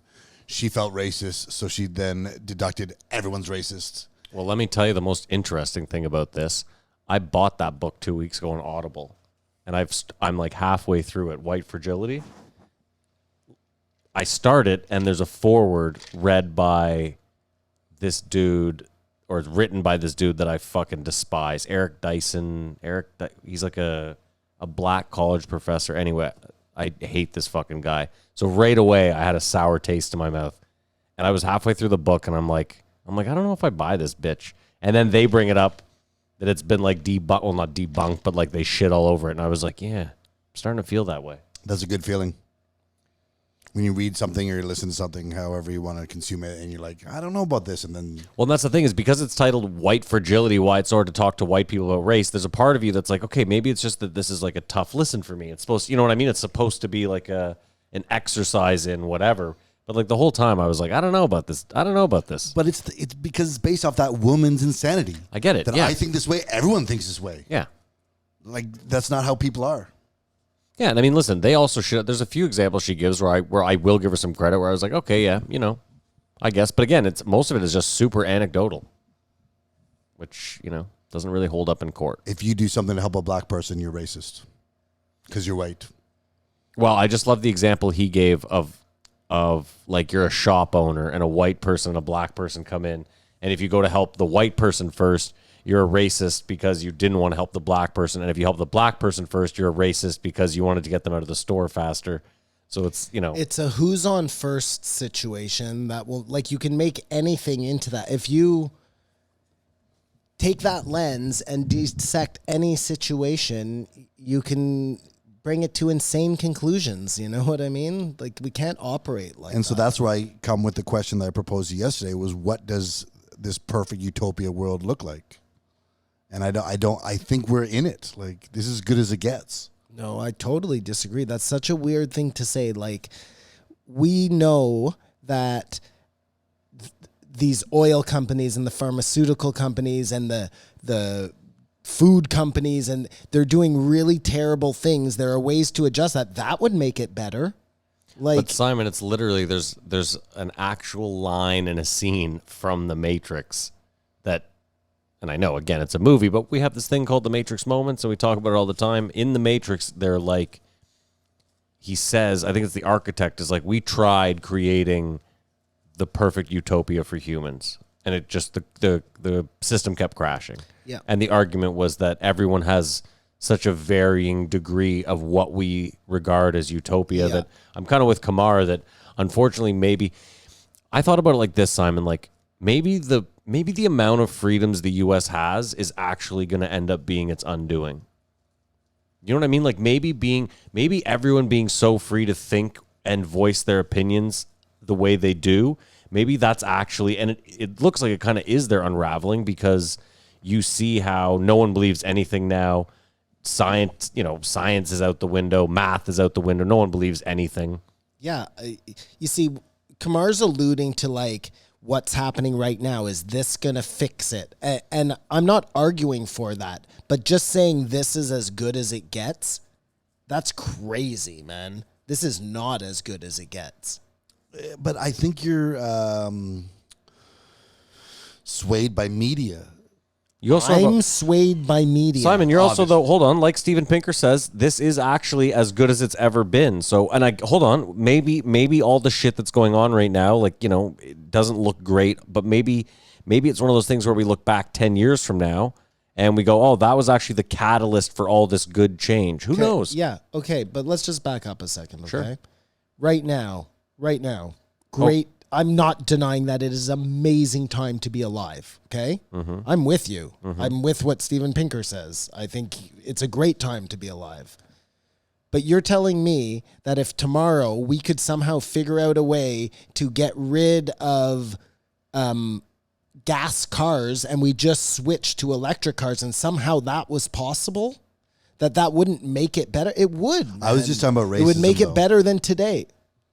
What? Well, that's what he was. He wasn't talking about corporations and pollution. No, Okay, but Simon- sorry, this all started because of a conversation we were having outside. Yep. We weren't talking about racism. I was talking about racism. But even then, wow. Simon, We're we had this talking about discussion a few two weeks ago. different Let's say things. we switch tomorrow to all electric cars. How do we power all those electric cars? Yeah, again, Matt, I I know you're saying in a perfect world, but I'm just giving you an example of how switching something, I'm not talking about the logistics. I don't know the answer, but it would make things better. So Kamar's saying this is as good as it's going to get. I just disagree But with more that. what Kamar was saying was you can imagine shrinking people you can imagine that. Yeah. But you can't imagine what it looks like with a better racial equality. And by that logic, I just think it's unattainable. But what? I don't understand what you just said there at We all. can't imagine what it would be like, therefore we cannot do it. We can't imagine what it would be like to have less racism. Or is it the eradication of racism, or do you just want, what are we shooting for? No, I don't think you're going to eradicate racism. Me neither. But I think eventually we might. For a start, look, if we're talking about this being caused by systemic issues that are built into the system, then we have to go in and adjust those things. You can't just say, oh, well, that's the way it is. This is as good as it gets. Go fuck yourself. But he's saying, these people are saying the only way we can do this is destroy everything. Kamar, you asked me, what does that look like? Yeah. I'm giving you an example of what it looks like, and it has nothing to do with what this guy is saying. What does it look like? I'm sorry. Well, okay, if we can all agree that one of the reasons this racism happens in the first place is because there are too many really poor communities where they're not getting proper education and whatever the case. So we go in and we start by fixing that. Look, they have a huge problem in Chicago, right? With violence and whatever the hell is going on. Then you focus on solving that problem. That would be a way to make things better. Okay. I just don't see it. But I don't understand. I think the world is very harmonious now and good, despite what you see on the news and people freaking out and protesting. Okay, but forget the protesting. I mean, But hold on, Kamar, is your argument that it couldn't get any better? I'm just I curious. can't imagine how it gets better. has a huge what that homeless looks like. has a huge homeless problem. Just removing that problem, that would make it better. It would put people who are on the streets hopefully into homes. But the homeless problem isn't a racial problem. There's white and black people, all races in there. Yeah, sorry. I was just giving you an example of a way to fix something else. Look, here's the thing. Here's how we have to look at this. There's obviously a shitload of homeless people around the world. So what we need to do is figure out a way to create enough jobs where we can give and again, this sucks, but let's start by giving the homeless people the shittiest Don't jobs talk that no about one homeless wants. people. He's only talking about racism. Well, I'm talking about homeless people now. Yeah, I know, but that. Okay, fine. Let's get back to racism then. What do Well, you wanna- no. I'm just saying, like, that's going to be his answer to you. Is Okay, that, well, let's talk about racism. No, but Kamar, I'm let just me ask talking you about what this. this podcast was. Yeah, about. yeah. Kamar, hold on. This podcast didn't mention the environment at once. Kamar, can I ask you a question though? You said you don't see it getting any better, right? I don't see how it gets better. What that looks like. Fair enough. That's fine. But does that mean we don't try, or does that mean that like? I might be with you where let's say I don't see it either, but does that mean that like if other people see it getting better and they know how, should they not try, or what's But your they argument were here? saying we have to destroy society as we know it for Who it is to get better. who is they? The scholars he was referring to in this podcast that we all are reviewing. Yeah, the Marxist scholars. That's what he's talking about. Like it's the fundamental for the learning where the people are saying science is racist. All these things are racist. Okay, sorry. I don't want to fight against them. I don't want there to be racism either. But I'm getting stuck because every example that this guy gave throughout the whole podcast was highlighting how crazy the left gets, right? Yeah. Like, I get that. Yeah. and cancel culture. But that doesn't take away from there being possible change. No, it doesn't. No, but I think Kamar's point. Okay, go ahead, Kamar. I'd like to hear you say what you think my point is. No, I'd rather you just make 'cause your I don't point. think you have a point. This week, you mentioned last week, FedEx has said they want the Redskins to change. Yeah, That's That's positive. that's happening. That's happening. Terrific. And so that gets rid of racism one step at a time. But I just don't. All the teams will be better. Like the Edmonton Eskimos in our own hometown, they have to deal with something. That's not our hometown. I think we're thought experimenting out what it looks like a less racist Well, world. hold on. But that's a perfect example. Like, there's something we've talked about where I don't know where you landed on it, but I'm pretty sure Maddie and I said, look, they could definitely change this. Oh, not could. They should have done it. They should have. Fucking So, the Redskins so years now ago. that's Potatoes. going to happen. We're going to move forward in a world where if you have a baby tomorrow, he doesn't grow up with that. But that doesn't mean First Nations people are no longer oppressed. Of course not. But like everything helps. It helps young. agree, I It helps agree. young First Nations people growing up to not see them characterized as a fucking mascot or I'm Cleveland I'm, Indians as well. I'm with Simon that listen, they might be small. They might seem like small, ridiculous steps, but I think every little bit helps. But there is some sort of fine line because you guys think they should be tearing down all these statues. No, Well, hold on. I think they should have a proper discussion about it. You can't just go tearing things down. But if they are statues that are like people who are being praised with, like statues be of removed. Christopher Columbus, you know what I mean? Tear those things down, man. Well, again, Like, get rid Confederate of them. generals But too. in an orderly fashion. After you've had the proper discussion, just like you would about anything else. Like, In But that hold on. But the discussion- problem is this: the proper discussion. See, here's where we lose it is having the proper discussion in a place like Alabama about removing a Confederate statue is tough to have because half the people in the room want the statue there. So it's kind of ridiculous to be like, well, we need to have an orderly fashion discussion. Like, if half the people in the room want the racist statue up, then you're at a real fucking crossroads for how you should deal with this because. I still don't think you can just go and tear the statue down. That would be the equivalent of somebody get on it. the other side going and tearing down your Black Lives Matter flag or whatever it is.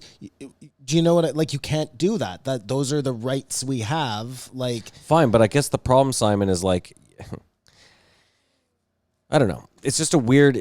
Listen, we're okay. I know you don't want to you don't want to be white. That's fine, but for all intents and purposes, the world looks at you as white. When someone sees you on the street, they're not like that's a Jew, and if they do, they're probably not a great person. But for all intents and purposes, the world looks at you as a white man. So you just have to deal with that. Whatever. Fuck. Now I lost my train of thought again. What were we just talking about? Racism. that Christopher doesn't help. Columbus, Getting rid of the it. statues. Yeah, it's gone. It's fine. The weeds got him. But it just the tearing down the statues looks like when the Chinese Revolution, when they were tearing down statues and stuff like that. And the point being is, I think a lot of good people think the protests are to end racism and to get rid of Trump, say. It's that simple.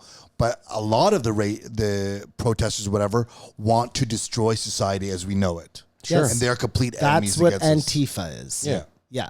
Those people are no good to anything. They're not good. They're not helping the Black Lives Matter movement. They're not helping anybody. They may not even be helping themselves. We are all in agreement about that. Like, totally. Yeah, so it's not so easy to support the protesters or the protest, because what are we trying to get rid of racism?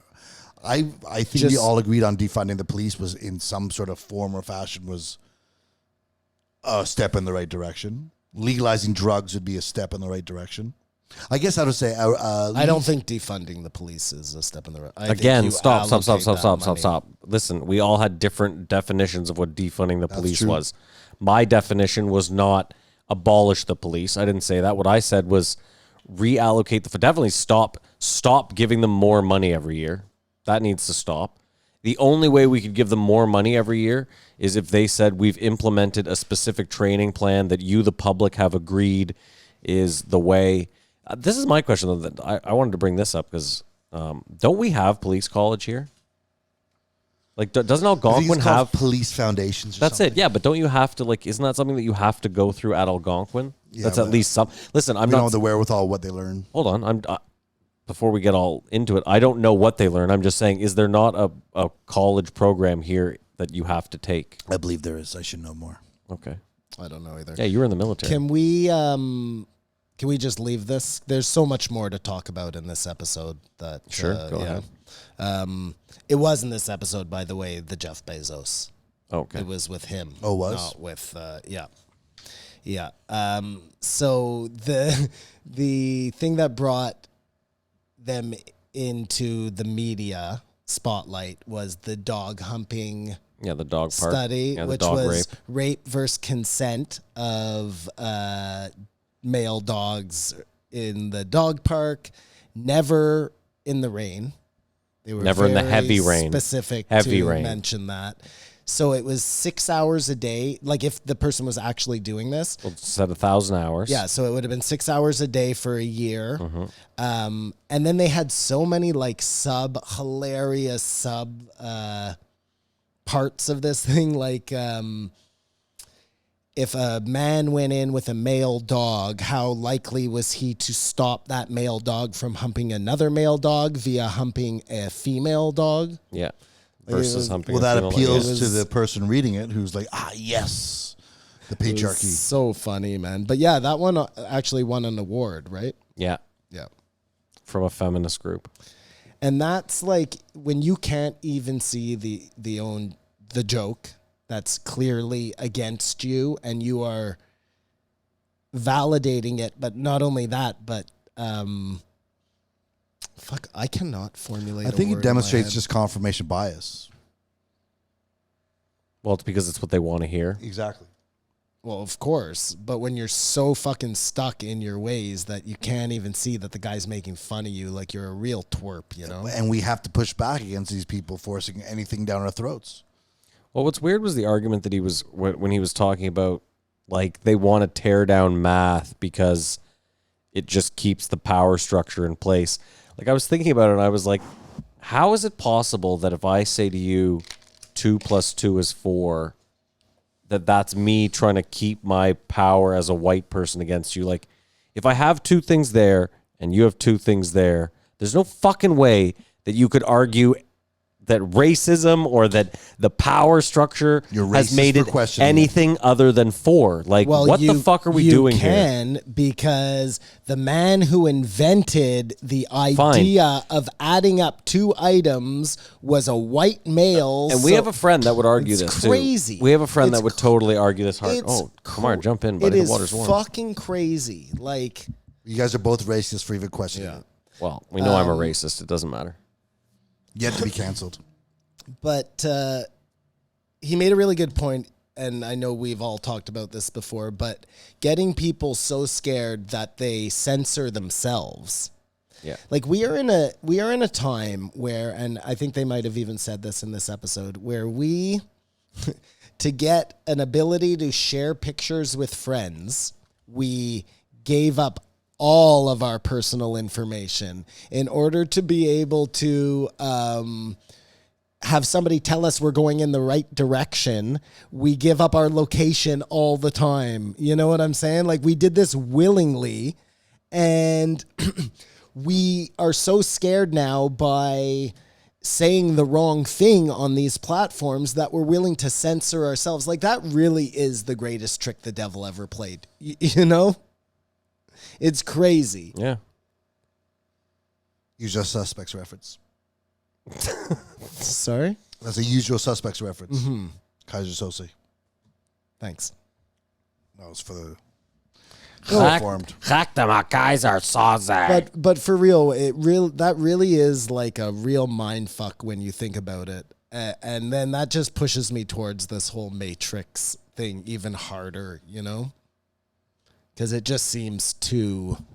What's actually crazy is that there was someone sitting in a room somewhere that was tasked with, like, surveilling the public. And that guy or girl somehow put together, they were like, wouldn't it be easier if we just got them to put it in their house? Like, isn't there a way that we could just get them to carry around I don't know a what GPS no and one a will bug? agree to that. No, and that was it. I guaranteed everyone in the room was like, you're crazy. No one will agree to that. And they were like, no. We just have to find the right mechanism, the right conduit for getting it through to them. Just got to fit in the size of your hand. That's it. Like, if we could just put something that they could put in their pocket. And, you know, once technology gave them... Listen, it's like I was thinking about the other day. We have such a high access to to information right now, yet it seems like we know less than we've ever known. Like, if I were to ask you cut and dry how you look at a subject, there's a good chance that you would wishy-washy go both ways. Like, well, I did read this one article that said this. I do that on every subject, so that I'm an easy target. No, but I mean, we all are. But I'm saying 20 years ago, if I had asked you something, you probably could have definitively Stood said my ground a little harder. That's it, one way or the other. Well, I mean, this is something that I learned and that I know to be true. And now there's just so much gray area about everything. And you can find an expert on each side. I don't know. I think I got from this podcast, and maybe I'm crazy, is that the people who are at the forefront of fixing racism are batshit crazy. Well, I think what I got, if that's what you got, I don't think that the people that are at the forefront of fixing racism are doing anything to fix it. The people who That's think what you're they saying. are. Yeah. There were too many terms that this guy used, and then you're just like, the fact that these even exist, like, I'm not reprimanding him for it. I'm saying manspreading, like, that's a thing. You didn't know about that? No, fuck no. Like, that's No when, way. That's when we sit with our Wait a legs too second. wide. When did you find out about this?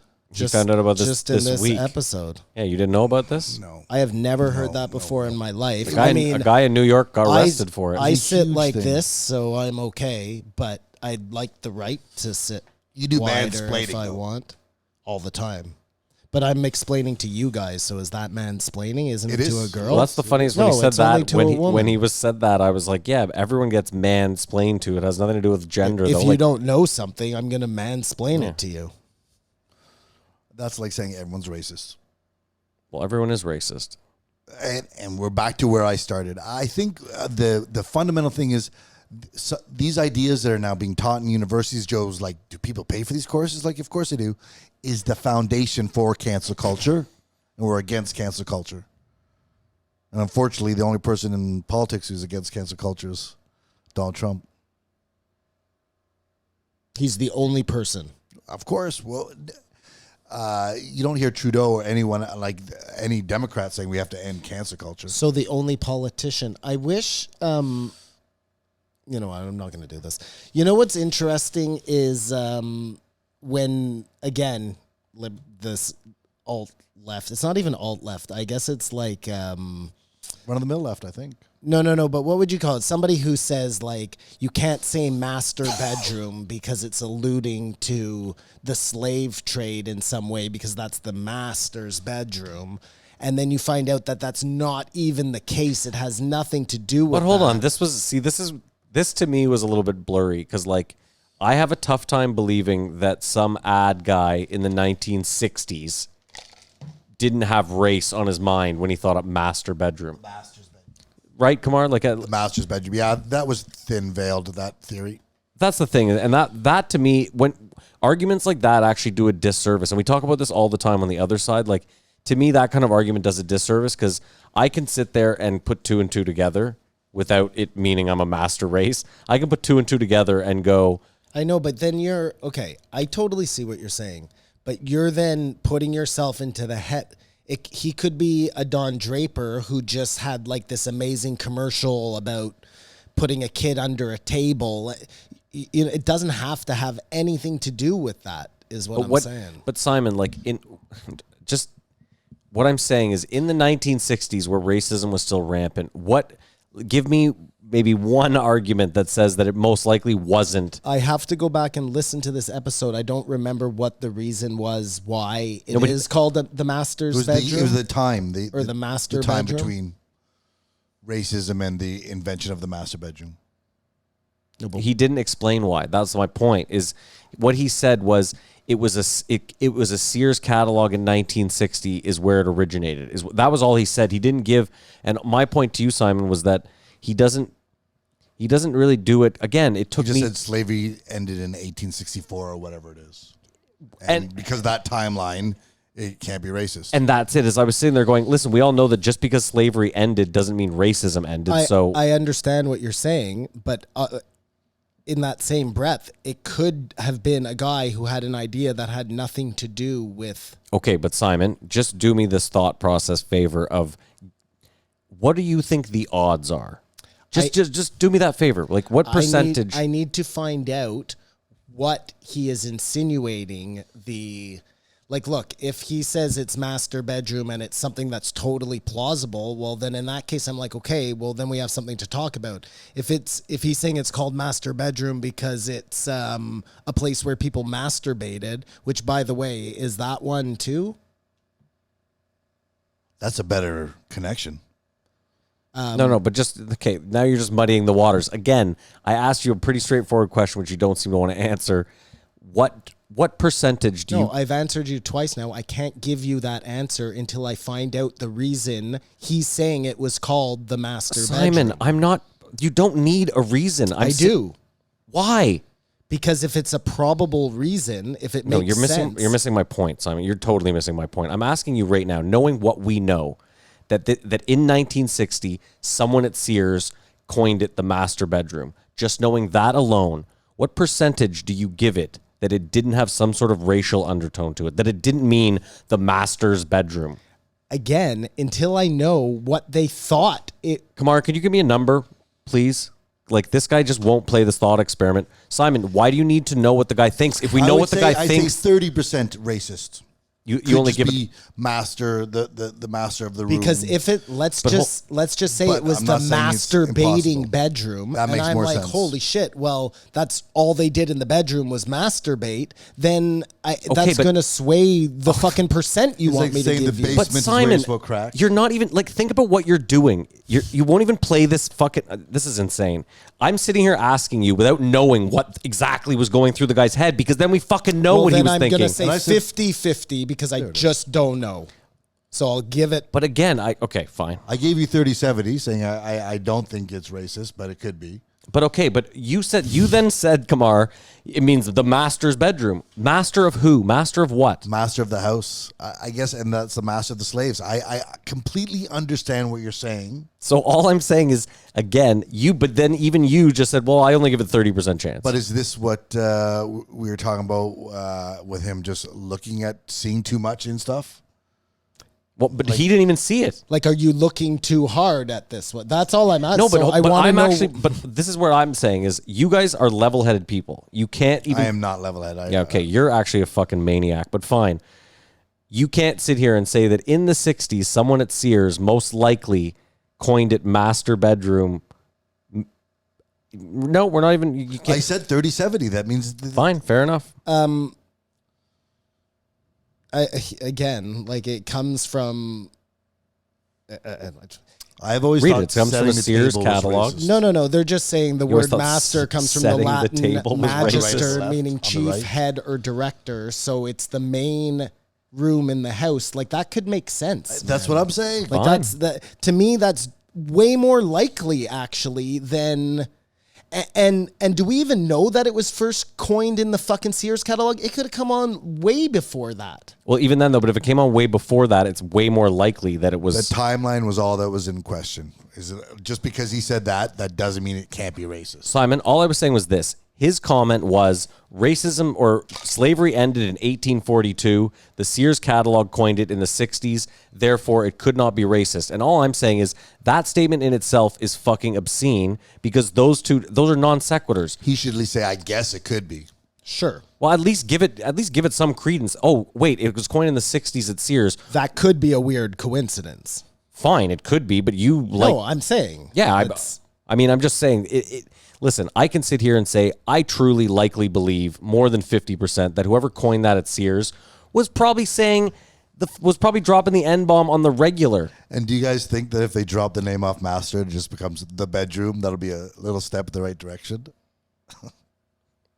I mean, Sorry? Here's the weird thing to me. Do you honestly think that any black person who's like buying a home, and maybe I'm wrong, maybe there's some really sensitive black people there, but do you ever think like they're walking through a home with a realtor and the realtor's like, this is the master bedroom, and then they have a moment of like all the racism that they've ever like. I didn't until this I'm conversation. 43 years old. Yeah. And up until they said this in this episode, it had never occurred to me that master bedroom would have possibly had any reference to slavery But again, or anything like that. It is the but that's main because- bedroom in the house. But that's because we're white.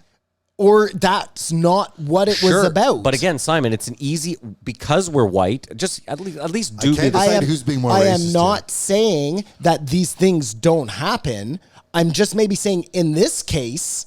Fine, but just again, what I just said, I can't imagine, and again, I'm saying this as a white person, I can't imagine a black person being walked through a home, hearing master bedroom, and then being that triggered that they're like... Right, because I think most people like me, white or black, don't even put that together. But again, what I'm saying is because we are white, it's...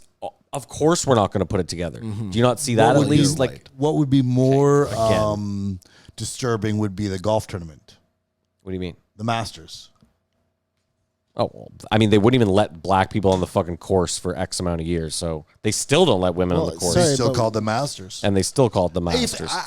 Shit, I never put that together either. But that makes way more sense. And keep in mind, in Georgia... Oh, no, you see, okay, look, that one, right away, I say, yes, I think that master implies to But again, racism. but hear me out, Simon. So again, as a white person, Jew, you had never even thought about it, right? Never even. No. So it's kind of the same thing as the bedroom. Just do me the thought thing. Sure, it is totally the same thing. But what I'm telling you, Matt, is take those two examples, okay? I heard about them both right now for the first time. One of them, I'll say to you categorically, I don't think it has anything to do. And the other, I'll say I categorically do. So Sure, but what I was the one before, I was just saying, how can you not at least Kamar give it 30%? Like, given that it was in the 60s, I gave it 50%. I give it more than well, he fine. did. But I mean, the worst was you used Don Draper as your just took too example, long. and in my head I was like, well, that guy was. Like, again, you look at Don Draper as like, okay, he wasn't as racist as the rest of them. He kind of like he spoke to the black guy in the elevator, but like... To me, it would have been just as likely that the very first black guy who worked at Don Draper's firm, which never happened on the show, but it could have, just like a woman working there for the first time. Sure. He could have done the master bedroom thing because it's the main fucking bedroom. Comes from a Latin root. Sure. Now, upon this conversation, do you think we have to change the name of the Masters? I think the master should be eradicated regardless. The golf tournament. Yeah, because they held out way too long on the black thing, and they held out way too long on the women thing just because they're a bunch of pricks. Women still aren't allowed on the course, I don't think. So fuck those guys, man. I don't give a fuck. And I can't play golf anymore, so I don't care. Burn it all down. Would you, if you could play golf, I don't think it would make a difference, but tear everything down. I definitely don't think that. But now that I think about the Masters and knowing what I know about how they operate, I'm like 90-10% that one is We racist. did say, though, that there is something to looking for stuff in something. Right. And I'm not saying there's no way the Masters is not racist. Right. And I'm saying do the background research like you're a detective. And I don't think you have to go too far on this case to put 2 and 2 to make 4. Kamar, the problem though is that you can't then, just because this guy's like, well, we look into everything with that eye, doesn't mean you can't look at some things and go, this obviously has some. Well, I'm asking the honest question. Do you think the Masters should be changed? And do you think it, like, I hate the words I'm using. Do you think it's problematic? I mean, here's the thing. We get so, I've said this forever, we get so locked in tradition that doesn't mean anything to us. Like changing the name of the Masters, it doesn't mean anything. All it is branding. What's the name of the course? It's Augusta. What is it? So just change it to the Augusta Championship. Like, you don't need the Masters in there. That is bullshit tradition. I'm with Matt. Like, who cares? That's what I'm saying. You can still give the green Let's jacket. keep going. Let's you keep can going. still. If Lord Stanley was a racist, probably was. I don't know. Most Should likely we was. change the Stanley Cup? I guess we should call it the NHL Do you guys Championship think you're starting to go Cup. insane But right no, now? here's the thing. This is the thing is like, if Lord Stanley was an open and like outright racist, then and we had like tons of evidence If he that was he was a Ku Klux Klan member. oh, then yeah, like but then Kamar, honestly, But Kamar's saying if he was let's do this thought experiment. If Lord Stanley was an open Ku Klux Klan member that we found out now, like it's a proof done fact, you still think the Stanley Cup should be named after I him? would not defend it. But you don't think we should change it? because here's the thing. I don't know. That's where this is all. I don't think But Kamar, they should change this the is Masters. Kamar, this is my thing. Is I look at it like, I think I might be wrong. But there's here- no proof on the Masters. But just hear me if out. There was. Kamar, hear of me course, out. Like, that's a whole different story. just hear me out. What do we care? We still know what the cup means. It still gets given out every year. So changing the name to me is like, I don't see it as anything like, oh, it's disrespectful to him and his family. Well, they were disrespectful to a lot of people if they were part of the, you know what I mean? I find it weird, these arguments we have. And again, I think tradition is what fucks our society up the most. We get so locked in these things that for the most part, we don't even understand. Because they were done like. Are there statues of Werner von Braun anywhere? I doubt it. I don't think so. You want to know why? Because they couldn't get away with that. It's one thing to bring the guy over and have him run the Nassau program, but you can't go erecting statues about him. Can't But rub so it in Simon, their let me faces. ask you that. Like, if, you were talking earlier about how, well, we have to have a discussion and a discourse about taking statues down. Like, if there was a Nazi statue Werner somewhere, von Braun sure, let's statue? say, would you really want there to be a discussion about it, a civil discourse, or would you just be like, let's No, tear this you fucking thing cannot down? just tear it down. Can't just tear anything And I'm a down. Jew, and that guy killed tons of Jews. But again, what I'm saying is, let's say let's say you go to that meeting and 50% of the people there are like, well, he did so much for okay, space. well, and- let's see what happens when that comes to it. Like, again, But hold on. If we go through... Sorry, go ahead. No, what I was just going to say is, Simon, you see the pushback in the South right now from these people that are like, this is our heritage. Half of them don't even know what the fuck I know, it means. but we or what have to see how it plays out. Do you know what I mean? You can't just say, this is what I think is going to happen, so I get go it. ahead Listen, hold and on. tear down the I'm statue. I'm not for tearing down statues. I don't give a shit. What I actually think is this. I think we're too quick to put up statues. I think we do it willy-nilly all the fucking time. Fine, but you're asking me, as a Jew, Yeah. if I would tear down the statue of Werner von Braun, and I'm telling you, like, no, the right thing, and I would watch it play out, and look. But if- fine, so let's say, fine. if Well, let's at say some point- it plays out and they decide to keep the statue. Well, then we have another discussion To tear it down. To tear it the fuck down. about tearing it the fuck down. but you Matt, see what I mean? Is, but hold it on, has to run you're not its hearing due me. But course. Simon, we've had these discussions about tearing these statues down every decade. Have they? Yes. Because I don't remember ever hearing about this, the tearing down of statues. They've been talking about literally. It just happened yesterday. No. Come on, he's talking about in the past. He's not heard about it. In other societies, No, in the States. In the States.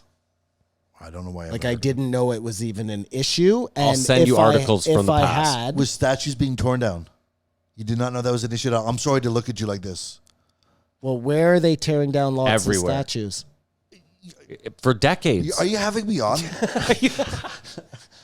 I thought he was joking too. A guy got killed. They tried to pull a statue down and it ended up hitting. Like, This is right now. yeah. No, he's talking about in the past. I'm Kamar. saying, like, where just and again, Simon. I'm not being an asshole. No, I get it, but here. Simon, I can and send if you- they are happening, the media is doing a really shitty job of covering it. I can You send know you what I articles. mean? I'll send you. revolutions around No. the world. Even then, Simon, I'll send you articles. No. I'll send you articles from the U.S. We are not talking about around the world. We're I talking about the understand Simon, what we're narrowing it down to. I will send you articles from the U.S. from the last 2 decades. So the 90s and the 2000s. Like, look, I get that even with the flag there, the Confederate flag. Like,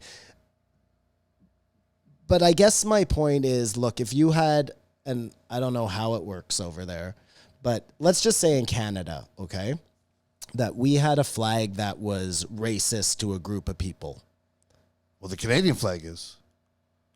Why is the Canadian flag racist? Well, if you're Indigenous, you could look at it as like, this is the flag of, yeah. Like, it's that's a common comment. Well, so then no matter what flag we have, it's going to Oh, be we're in the racist same to boat those of this people. madness this guy was talking about. Make no mistake.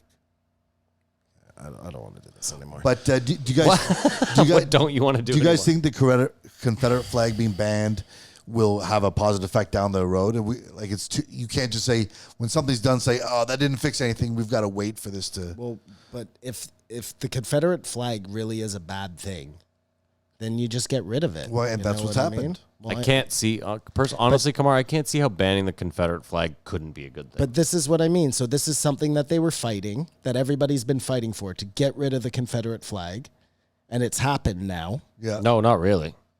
Like NASCAR did it, but the pushback is insane, and it looks like Alabama might get rid of it from their state flag, but the pushback there is nuts too. And Simon, They discussed that. Sorry to interrupt you. People who aren't racist being accused of being racist, but make them become emboldened and racist as possible. I mean, I hope that's not the case. But if you're just told you're something, you just go, "Okay, that's what I am." As not everyone is a critical thinker. Here's the weird thing, like if like 4 people today went on one of our fucking shit and were like, Matt's a racist, I wouldn't then just all of a sudden tomorrow just start dropping the N-bomb willy-nilly, because I just be like, well, I just give up then. Well, no, but you're more like not sympathetic to others' plight. I think that's what the root of casual racism is, right? Sure, but I deal with everyone on a person-to-person basis. There's some people right now that are pushing this Black Lives Matter shit that I'm like, you're just full of shit. You're virtue signaling. I don't want to hear anything you have to say. And there's other people that I'm like, okay, I kind of feel you. Simon's done with this, clearly. Look at him. No, All I wanted to say is one of the sneaky people in the States are religions, because I've heard a couple people talk about in the last week how there are white churches and black churches. Mm-hmm. You know what I mean? And it's an unspoken, I believe that is segregation, right? But it's sort of voluntary. And that's got to be a divider down the road. People who are religious aren't even praying together. I mean, I never thought about that. I think, though, those super churches down south, I think, are filled with both. I hope they are mixed, but I know there's black church and white church. But I think those are more like the super small parishes down south that hold like 40, 50 people. You know what I mean? And it's like, you're right, though, Kamar. I'd There be are. really they're in the same city. curious as to what the percentage of white to black people in those super churches are. I would imagine that it's very heavy on the white. I think it would depend on think the there's- color I of bet the you- preacher. I bet you there's black super churches and white super Right. churches. But that's kinda But where I like was getting. Joel And it still is- Osteen, for example, I would imagine that his audience is mostly white. I'd like to get the numbers. I'm curious, yeah. But it's just like a sneaky divider on their back end. And I don't know if we have the same issue here. Well, I know I've never gone to an Aboriginal church or something like that. I think in general, the churchgoers in this country are far less than that country. But our blanc, What are blanc? the people that go to church in this country, you think it's far less, but there is a population, and they're mostly white. Yeah, but I think if you take Quebec out of the mix, a lot less churchgoers in this country. And then you have synagogues and ashrams and... Sorry, I just want to go back to something for a Yeah. second. Like, let's say you live in New York City, okay? And there's a statue in Central Park that is of a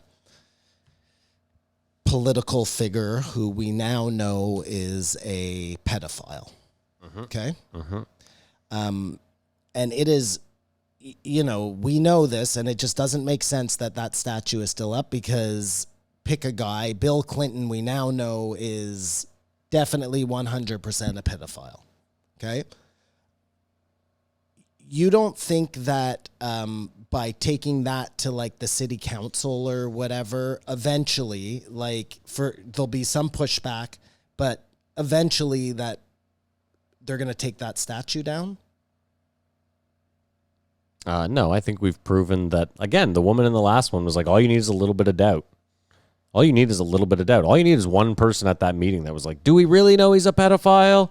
I want the papers. You know, like... And they just came out and said, if you tear down a statue, you're getting 10 years. Yeah, you shouldn't tear down the statue because Here's the I crazy just don't thing to think me. that's the right Think way about, to go. hold They on, have though. all these people on video. People are...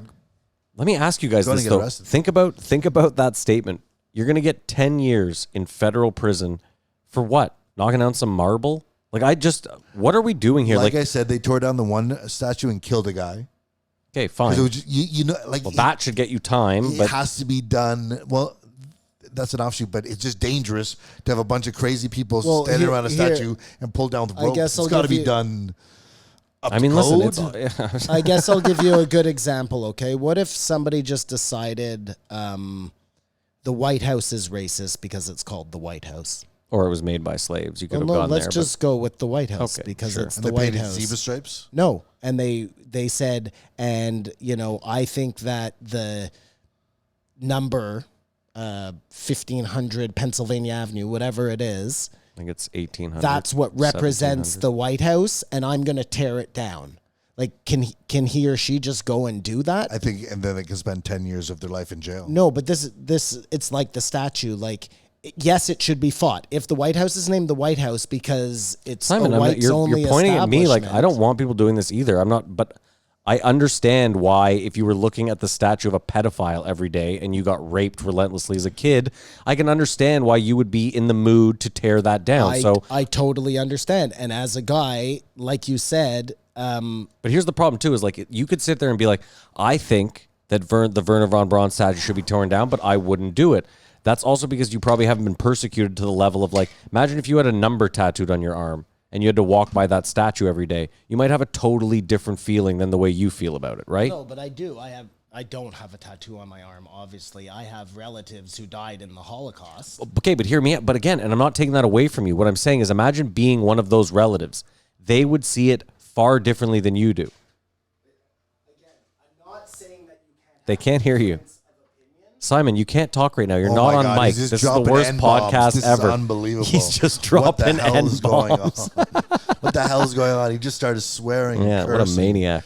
Racial slurs. Thank Simon, God again, you weren't on you're the also mic. making me argue for something that I don't believe. I don't think you should be out there tearing statues down. And I love how you go next further to like, why don't we just, what if they want to tear down the White House? Like, I just said the numbers of the White House. I think we have outlined that it is, despite the cliche, a slippery slope. Yeah, let's.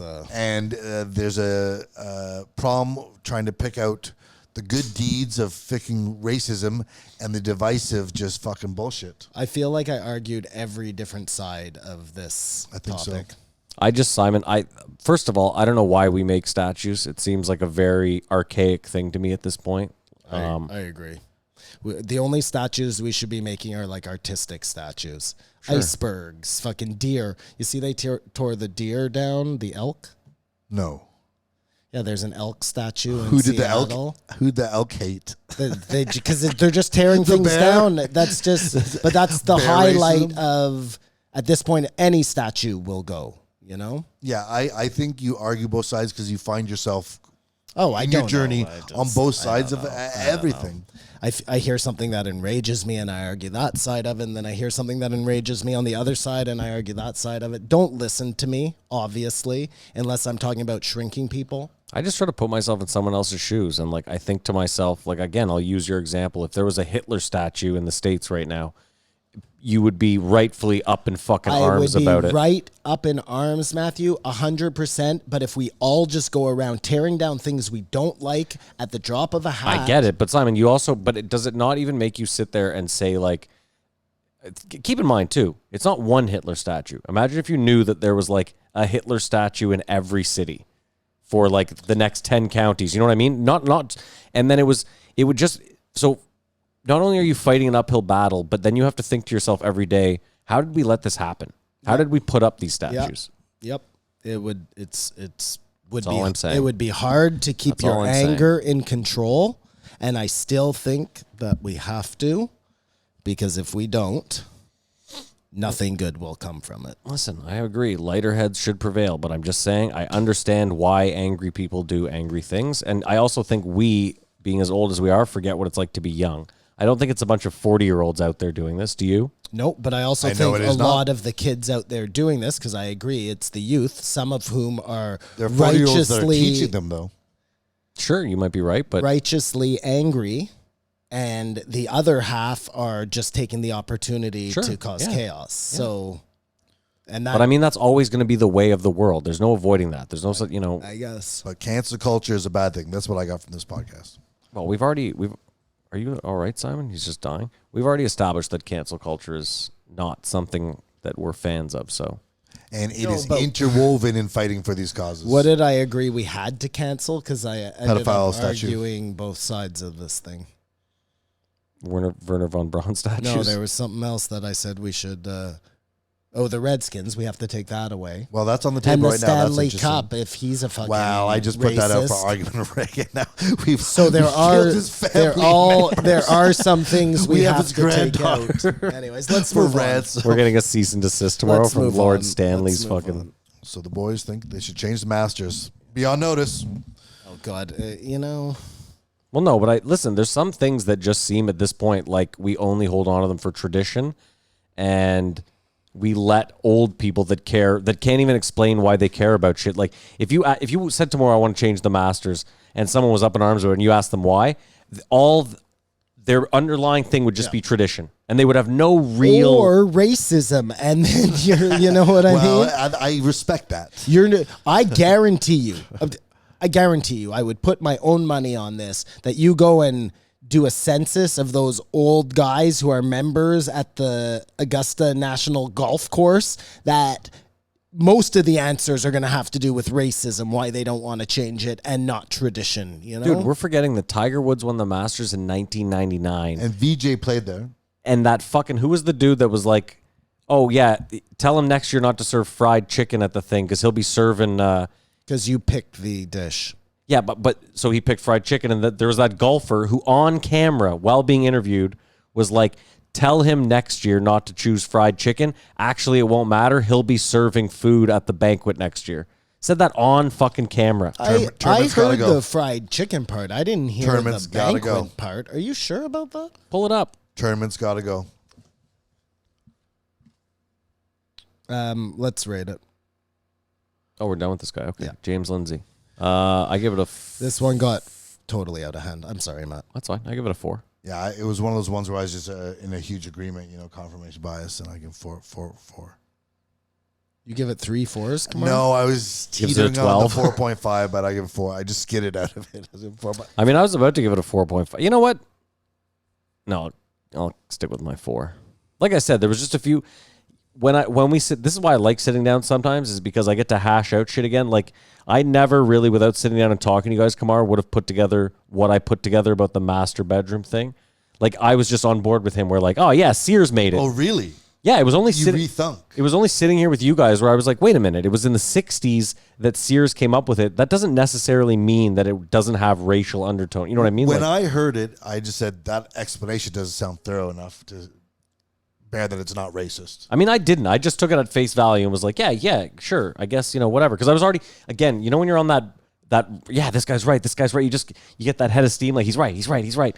I still think he was saying, though, it was a distraction from what's really important. Like if we're caught up on not calling it a master bedroom anymore, we don't know. It remains to be seen. Did you rate it, Simon? No, just going back. So it was Fuzzy Zellers who Fuzzy said Zellers, that. yes. And I can't find anywhere where they say that part. He's doing quite well, pretty impressive. That little boy is driving well and he's putting well. He's doing everything it takes to win. So you know what guys do when he gets in here. You pat him on the back and say congratulations and enjoy it and tell him not to serve fried chicken next year. Got it? Or collard greens or whatever the hell they serve. It is super racist, but I never heard that. Okay, fair part enough. of Yeah. what you said. Maybe I just added that on because it think you seemed did, yeah. racist. Yeah, but it was Fine. super racist. Fuzzy Zeller, huge racist. Like, But my point is that was 21 years ago at Augusta. and so this article is just all racist comments made by golfers at. towards Tiger Woods. There you go. It is a sport that is embedded with Racial some overtones. really old thinking. But keep in mind too, that was 21 years ago. If you look at golf now, like if you looked at the lineup of golfers today, I bet the average age Multicultural, too. But I bet the average age is also like 27 now. Whereas it's younger. fine, but in 1999, if you looked at the Masters and the lineup, I the see what average you're age saying, was yeah. probably closer to like 37, 38. I think right now you're probably looking at a pretty clean time in golf because the majority of the players are young guys That's what I'm saying. who have come up. I agree, but the institutions that still course, run yeah, golf of course. are not. And you think that tournament needs to be changed? I'll give it a little more thought, but my gut reaction is saying burn it down. Wow. I think that'll change. This is the guy that just 10 minutes ago was like, we can't be burning things down. But when I think about I'm not buying any gasoline or anything. when I think about the Masters tournament and Augusta Golf Club, Yeah. there is nothing about that would lead me to believe that they made that tournament to refer to Masters in golf, meaning the best in golf. I think it all has to do with the fact that there are cotton fields that surround it, and you know Your what I eyes mean. are open. I mean, you did just make a good argument that I never thought about. Maybe it was the Masters of golf. That's fish it. market. It's not fish market. No, I'm saying fish market, Wuhan Chemical Lab. I know, you but it wasn't a fish market. It Whatever was it was. Whatever, Live wet market. Wet market. I'm just saying. It's the same thing. It's too much. It's the same thing. It's a waste of energy looking for it. I'll rate it. I'm sorry. I give this one a 3 and a 7.5. You don't have weed on you, do you? I have a joint in there if you want one. I give it the 4 I gave before. What's wrong with the joint? Nothing. You rolled it.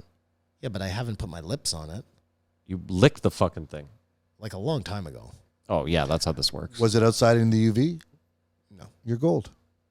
No, you want it outside. I think I mentioned in the episode yesterday, Matt, like we're in here together in this tiny little room with no ventilation. What did I say, Kamar? We're riding dirty. We're riding dirty. All of us. It's raw. I just don't know how I didn't bring fucking weed, man. This is obscene. Actually, I have. Did you just want I have some weed? Want to Hold roll on. a joint? Yeah, fine. That's it. Get the next one going. I'll get you some weed. Russell Peters, 1502. With hat in hand.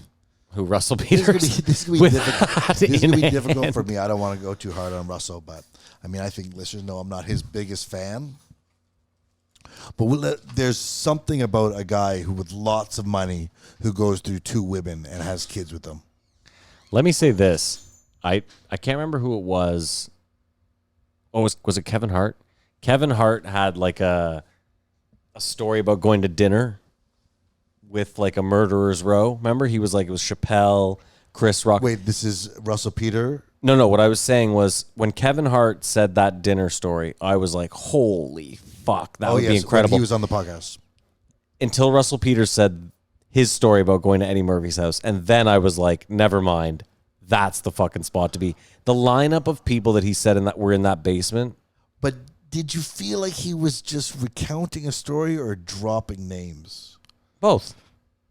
And you're allowed to. Well, the best, I mean, I'll give him this. There was some humility in that he was like, I was an uninvited guest.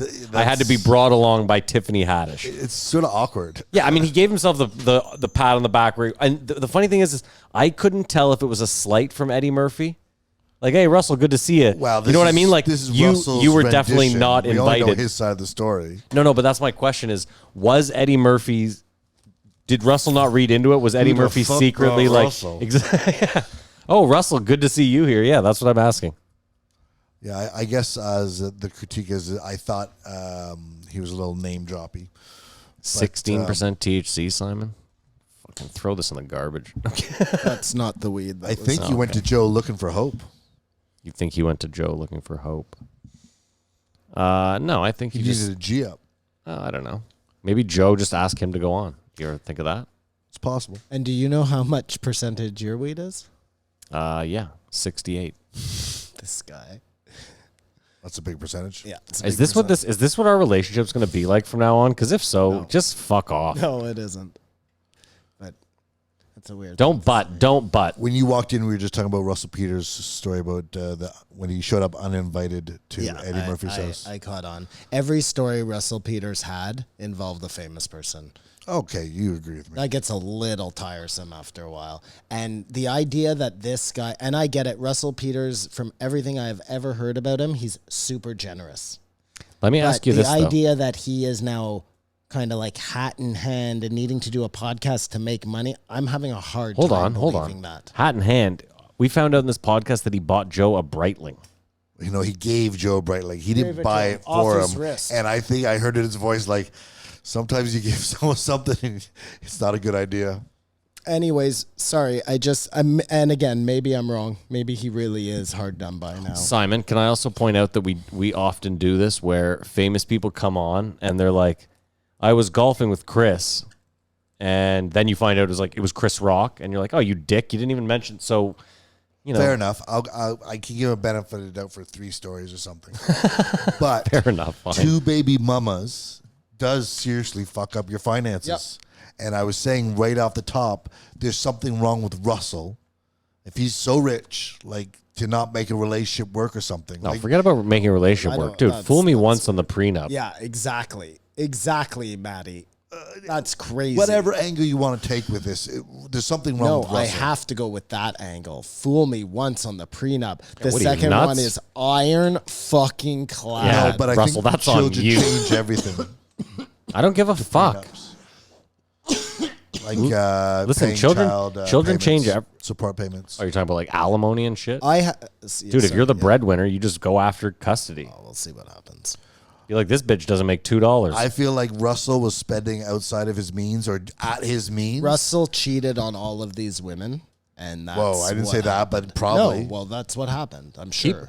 I think too, unless you Why have would that they in the want out of the prenup. relationship, right? Hold on, I think unless you have that in the prenup too, cheating makes a prenup null and void. Correct. Yeah. Yep. No, this is what I'm saying. So maybe he did have a prenup, and then he just fucked up because he's a serial non-monogamous. Slanderer. Whatever. This is just your own little, you just came up with it? I just You came do up not with know? this right Okay. now. No. This is, don't listen to anything I say. I didn't realize know how little you nothing guys about like Russell nothing. Peters. No, Wow. I don't not like him. I like him. He's fine. It just, those are my 2 things about him. Like This too episode, many I felt names. bad for Yeah. him. This is all after the Mixmaster Mike throwback. We just fucking can't stand Russell Peters now. But so, because he where it all Donnelled started. that. so Joe made mention to one of his friends who got COVID. Yeah, Brendan Shaw. Yeah, that's who that is. Took a long bike ride. A long bike ride. Like what's the weirdest going is that he on? didn't say my friend Brendan Shaw. No, because he said he didn't want to. He didn't know if he had put it out Put yet. it Oh, out, got yeah. it. Got it. Yeah. Because the fighter and the kid, like that ended up being a really big episode for them, I'm sure. You know what I mean? Clickbait. Monetarily, yeah. Well, especially after spending like fucking months being like, this thing's not even real. No one gets it. No one I know's gotten it. It's And really one of them gets it. Well, no, but what's worse, I was saying to Simon, now he's got it, he doesn't get sick, he moves Yeah, on. no, He's no, going to he- say. Oh, This I know. is- It's going to this be is even worse yeah, than I that, agree. Maddie. I Like, listen. this is The gonna only become- good outcome You would be if hadn't he let got me it get and there died. yet. I was gonna say exactly what you guys just did. That when he survives this thing, it's gonna be fucking 10 times worse. And again, I am such a fence sitter. I have no idea what is real and what is not and what is happening, but I do know that it takes very little for me to just take a couple of precautions. These guys have a huge platform. They are now becoming advocates for total anarchy. Their ego you know has what no I mean? concern Like for I health. just Did you guys see the article out Joe of Ohio? at least is careful. I'm sorry, Matt. He's careful with the way he knows. Even if I believe this, I have to be careful what I say. It'll be interesting next week to hear what Joe has to say about Brendan now that he's coming up. Ohio. Sorry, go ahead, Matt. There's an ice cream shop in Ohio that had to ask its patrons to stop yelling at its teenage employees for wearing masks. Apparently, people were just coming in, and they only employ young teenage girls, and I guess people were just coming in and like, why are you wearing a mask? This thing isn't real, you fucking idiot. And they had to be like, can you please stop berating? I think anyone's allowed to wear his mask as much as they want. Well, not in Texas. You have to wear a mask now. So, Well, yeah. but this is the funny thing is, if you're not willing to give up the simplest of civil liberties just for the sake of public health, then eventually they are going to take those civil liberties. And that's the thing that Joe kind of missed through this whole thing was he kept hammering home the like, if they take your civil liberties, they never give them back. Well, guess what? If you're not willing to give up a little bit at first, then this thing gets worse and they take all of them. Well, you're fucked both ways then. It's just a matter of time. But again, they weren't trying to take your civil liberties. They asked you politely to stay at home. Like it wasn't, it's not a prison sentence. Yeah, and if they ask you to wear a mask, I don't see a problem with that either. Well, that's the thing. Like, But I don't understand people getting mad at other people for wearing masks. I just don't understand that. Well, Kamar, I mean, I look at it like, imagine if you have asthma, like bad asthma, or like a lung issue, and you go out every day to your job, and you have to wear a mask for 8 hours a day, which already makes it tough enough to breathe. And then you see some dickhead Karen out on the street who's just like, I read a blog that said that this whole thing is put out there by 5G, and she starts coughing on people. Like, you'd be pissed because you know. Sorry, can I get a handle on where you guys are on this argument? Do you think that we should or should not wear masks? I just think, why would you at this point not take the precaution, especially seeing the numbers spike in the States? Yeah, that's what I'm saying. What are you saying? I'm saying I don't understand. I think people could wear masks if they have to wear masks on the bus, whatever. But the people yelling at them, take off your mask. Well, that's crazy. That's Take crazy. off your People mask. yelling, take off your mask. I think it should Absolutely be more fucked. yelling, please put on your mask. I thought that's what you were talking about. People yelling That's at what- people to put on their Yeah, masks. this is what I'm confused. But does that come akin to someone come up and smashing a cigarette out of your hand? Okay, I hear what you're saying because I thought about that yesterday, but the difference is the cigarette is a long drawn out process. This is an immediate thing. Like you got to give me a better example than like something that's going to kill me tomorrow, you know? Well, I don't think that's the danger of COVID killing you tomorrow. I think it's just getting sick in any capacity.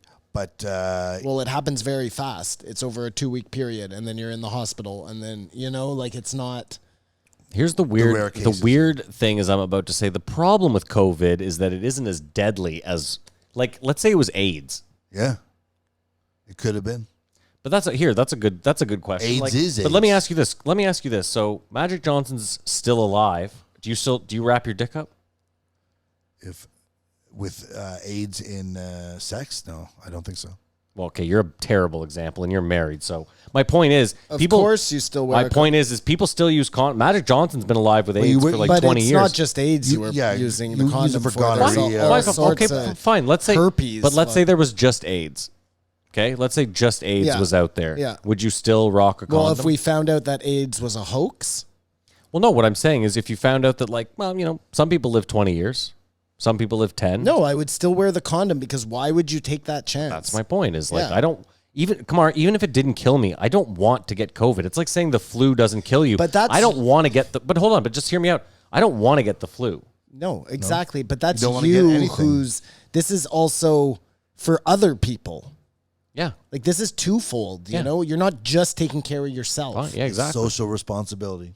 And I get it. It is a huge inconvenience. I don't like wearing a fucking mask. They're sweaty. They make me sweat. They fuck with my beard. I feel like an asshole, but I do it. And I went up to my cottage last weekend and everybody in Quebec is fucking willy goddamn nilly. And I feel like an asshole being the only one in the grocery store wearing a goddamn mask, but I just do it. But think about it They like- can't see me. They don't know who I am. They say, who's that fucking guy wearing the mask? But they don't know it's me. Like, just do it. But let me say this again. It's like the civil liberties thing. We use this argument of like, there's a lot of things that we make illegal that are dangerous to society.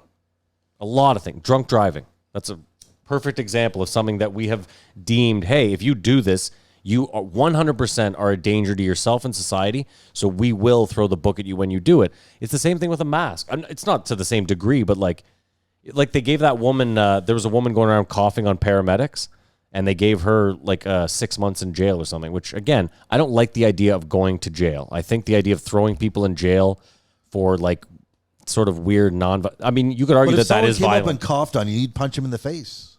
Right now, if someone came up and coughed on me, yeah, I'd fucking You'd be I'd haul really off on 'em fucking for sure. pissed. Fuck yeah. But again, I'd like But what is that? I don't understand. What does that prove? Well, that's not good. no. Just like not going to jail is not good. Well, if somebody came up and punched you in the face, you'd Yeah. punch them back. Not So- if they're so- bigger than me. Keep in mind though, in It's, this, it's, Well, so if a bigger guy came and coughed in your face, you wouldn't punch him guess- because he's bigger than you. the same goes if someone coughed on you 10 years ago, you'd hold still on, punch him in the face. you wouldn't hit a bigger person. I don't know how big they are. I definitely take that into consideration. Why, you're just hauling off on fucking huge dudes? I don't know. I've lost a lot of fights. I don't know, a lot of people are The bigger same than you. way I don't want to get that's COVID the other thing is, yeah. or the flu, I also don't want to be beat up. I don't either, but Well, that's sometimes why you just got to get an ass kicking. I don't know what weigh to tell my you. odds. how much is that cough worth to me? Like, I'm already going to get sick. Is it better now that I get the shit kicked out of me? Probably not. See, it's weird you guys look at size, because to me, I always look, craziness is what I look for. Craziness is something that I will avoid. Well, no, I just know what my skill set is. Unkept clothing might be a red flag. Oh. They look like they might be homeless or something, nothing to lose. So you're kind of with me, yeah. Like sometimes size is not, because I've seen big guys get fucking knocked out tons of times by littler dudes, and but not by me. Fine. I also know there's big dudes that can't fight. So, but And- craziness is something you Do you got to guys watch out think for. the masks are indefinite now? No.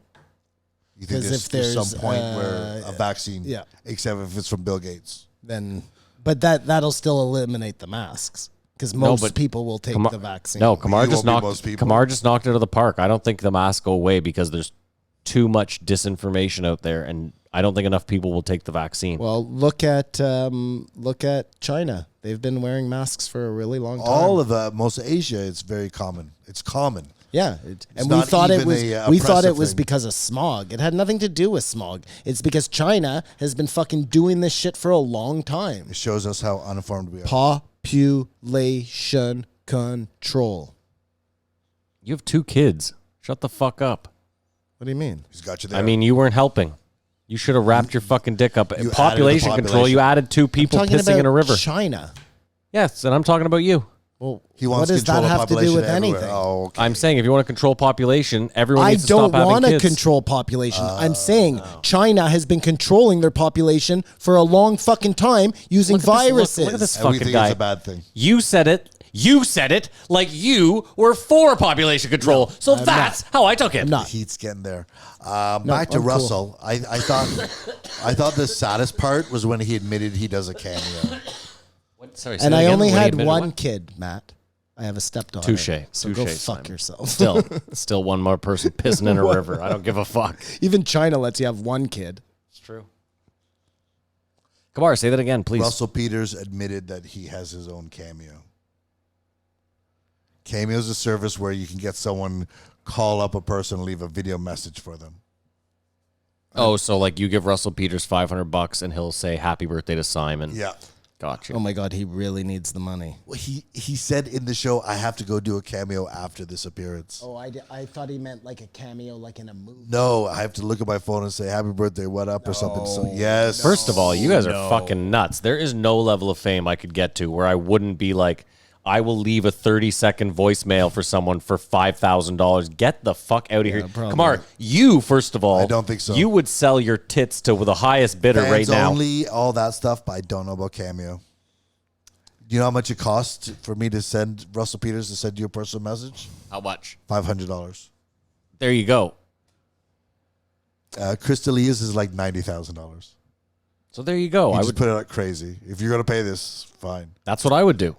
But there's an Judging by my fame. and you'd be all right if your days are filled with you just. I Kamar, guess so, think I about guess if, so. Imagine It making. depends on your price. If it is $50, Oh no, it's not. That's not. But think about even 500. Let's say you did 10 of those in a day that's from your Russell, couch. That's Russell Peters. Yeah, okay, so fine. But even imagine if you were getting that. Imagine sitting on your couch and making what was five grand for like 10 minutes of work. Well, it's more Sign than 10 me. minutes. Why? How long are these messages? You got to make the message and then stop. I mean, it would take a half hour. Oh my God! Well, But stop the presses. Could you see yourself do that, Simon? Yes, I could see Simon doing that. Sorry, what? Supporting yourself by giving people good wishes 10 times a day?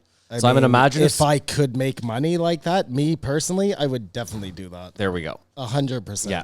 Why would you I just not? don't think Russell Peters should have to Yeah. do it because he was so rich. I don't know why I thought Russell Peters was better than that. I think what we've established from listening to as many episodes as we have is that rich is not what we all think it is. And rich, there's definitely varying Well, levels. especially when anything can Well, change. Russell you go. Peters, just hold on. In the scheme of things, he was very, very rich. Like, You know who else was Or very we rich? thought. Rick James. I think he was rich and overly generous, like the watches. yeah, no, for and, sure. Anyways, let's look at net worth. How much do you think Russell Peters is worth? Oh, you're going to run the game? Yeah. Like before he lost Hold on, all too. his Let's keep in money. mind, this guy was into like dating porn stars, and I think he was out It's there. going to be like- tough to say because he's in the middle of a separation. I'll be a divorce. Well, they won't give you those numbers. They'll give you like his 2019. Whatever it is, I think It has him at 15 million. 50 million. I'm going to say 15, 1-5. 25. I changed it. 25 million. Final answer. According to these two sites, he is worth 55 million. According to this site, he is worth 75 million. And How the fuck is Russell Peters worth $25 million no, less than 55 million, I think. And according to Russell, he's worth no million. Yeah, so I'm just saying. Anyways, so they talked a lot of. Sorry, just real quick. The problem that's what's got to suck about being famous is like you go to see your wife's divorce lawyer, and they're like, "Well, we have here Forbes says you're worth 55 million." You know, and you're like, "No, listen. It's not. There's a lot tied up, and it's not Well, quite that was what the you." whole Dave Foley thing, right? He's like, I don't actually make this much. Well, the problem with him was when he went through it, he was making like 50 grand a week. And I think that's Russell's problem. Yeah, is that when he went through it, he was making tons of money. He's And now going he's through not, it right yeah. now, and he's Twice. not making any money because he's just pure stand-up. Well, even to hear Joe, like, really, he played San Diego last week? So, okay. So they talk a lot about Tesla, about Elon Musk in this episode. By the way, is the most valuable company in the world. Well, I was just going to say, just to start this whole thing off. What do you mean as far as market It's cap? worth more than Coke. It's worth more than Coke's not worth Toyota. anything. It's worth more than Disney. It's worth more than a lot of companies. All the None of the companies. companies you named Not there. all of the Ford. companies. Yeah, but I'm saying they're still like Unilever is worth more. No. I just You meant mean car. like car companies? The Yeah. car industry has gone from nothing to From everything. they I were thought you said it was the most valuable company in the world. I was like, car that's they company were okay. bankrupt, or just about bankrupt, not too long ago, right before he started working with NASA. Anyways, You're also forgetting that he takes money without giving people a product. let me take you on a little trip, if I may. Please Okay, take us down memory lane. So I have a couple of theories that are mix and mingling here. All right, let's start with one that just I think is insane, but maybe possible. Werner von Braun has sex with a alien, Elon Musk. I'm going to show you some pictures later, what that may look like. It's almost perfect, but that's not what I really want to talk about. What I want to talk about is I was going through Instagram the other day, and there was a paid ad by NASA. Okay? And it was like, I swear to you, I saved it. It is like a movie. That's how high quality it is. And it's all about, first of all, I didn't know it was NASA when it started. It's all about asteroids and how close they're coming to Earth. Simon got conned into watching one of those 10-minute ads. It's all about how close they're coming to Earth and the usual distances and what we do if it gets this close and what we do if it gets this close. And it finishes, and I was like, why on earth are they doing this? And then I was like, holy shit. This is how they're going to do Operation Bluebeam. It's going to have nothing to do with aliens, because aliens is too far a grasp. But to convince people that asteroid is coming too close to the Earth, which we already know one on its way, right?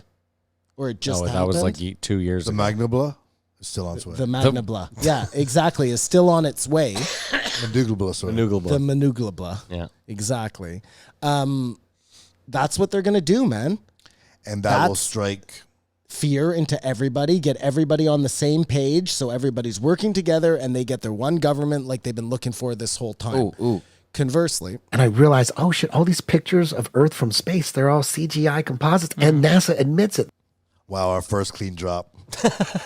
I wanted to say, before we go no further, that at one point Joe tells a weird story about how he met Robin Williams and didn't know it was him. Yeah. And then they proceeded to shit on a movie. Patch Adams. And I thought it was kind of sad that, because I knew it was based on a true story. I did too. yeah, me too. And for Joe to shit on it, and that's what we're going to play for the movie game. Jamie was quick. Patch Adams. You're interrupting my. Oh, sorry, I didn't know we were interrupting. You're still on Werner von Braun having sex with an alien? No, I'm getting to the whole. Okay, do the movie game. No, let's hear it. No, Simon. no. My bad. Let's My get bad. the movie game My out of bad. the way. Simon, My bad. just keep going. It's all good. Let's get the No. movie game out of the way. Just please keep going. Okay, so That's going to be Operation Bluebeam, okay? Elon, who was about to be bankrupt back in wherever, all of a sudden his company became the richest company in the world. It's not. Car company. Yeah. Okay. His company is now worth a lot of money. He's been sending all these satellite something up into space. That's what they're doing, man. Those things are going to project an asteroid. The last time when he was on Joe Rogan and he smoked a joint, it was worth $400 a share. Tesla then it went down a bit, and now it's up like $1,200, $1,400 a share. So that shows the rapid excitement. But I don't think you've seen the footage of one of his ships going off and a mouse crawling across the engine. No. Like it may have been in a studio. Interesting. Anyways. Because if he is the offspring of Werner von Braun, there's a good chance he's never been to space. Why? In lies the power of the firmament. So did Werner von Braun... Okay, Werner von Braun, I believe that we went to space. What is going on here? Some people don't. I know. Werner von Braun doesn't. No, Werner Braun, that's the idea, yeah. Yeah. Werner von Braun doesn't believe that we He's went to aware of the space. firmament and his limitations in him wanting to go to space. He's spoken about this many times. The You've firmament. spoken about this many times. Keep up, But it's Simon. just a conspiracy. And I contend for sure that Werner von Braun knows that space exists because he had sex with an alien to make Elon, who is now making satellites with the American government. And you think there's more stuff on the moon than we think. Hold on. I like how Simon says that and then goes like this. Are we all done? That's not me. What are you, Do fucking understand what I'm saying? retarded? Guys, you heard it here, whatever fucking day it is. Asteroids. Why is all of a sudden, why are they doing ads about that? Because you're looking up stuff and it wants to appease you. And then this is where, First of all, you say aliens and NASA probably more than most people do in a day. So, of course, you're going to get a NASA ad. I'm going to do something right now. Okay. Kamar, please, please, please don't jump in. Okay? Kamar, don't speak. This is hashtag shut up, Kamar. Elon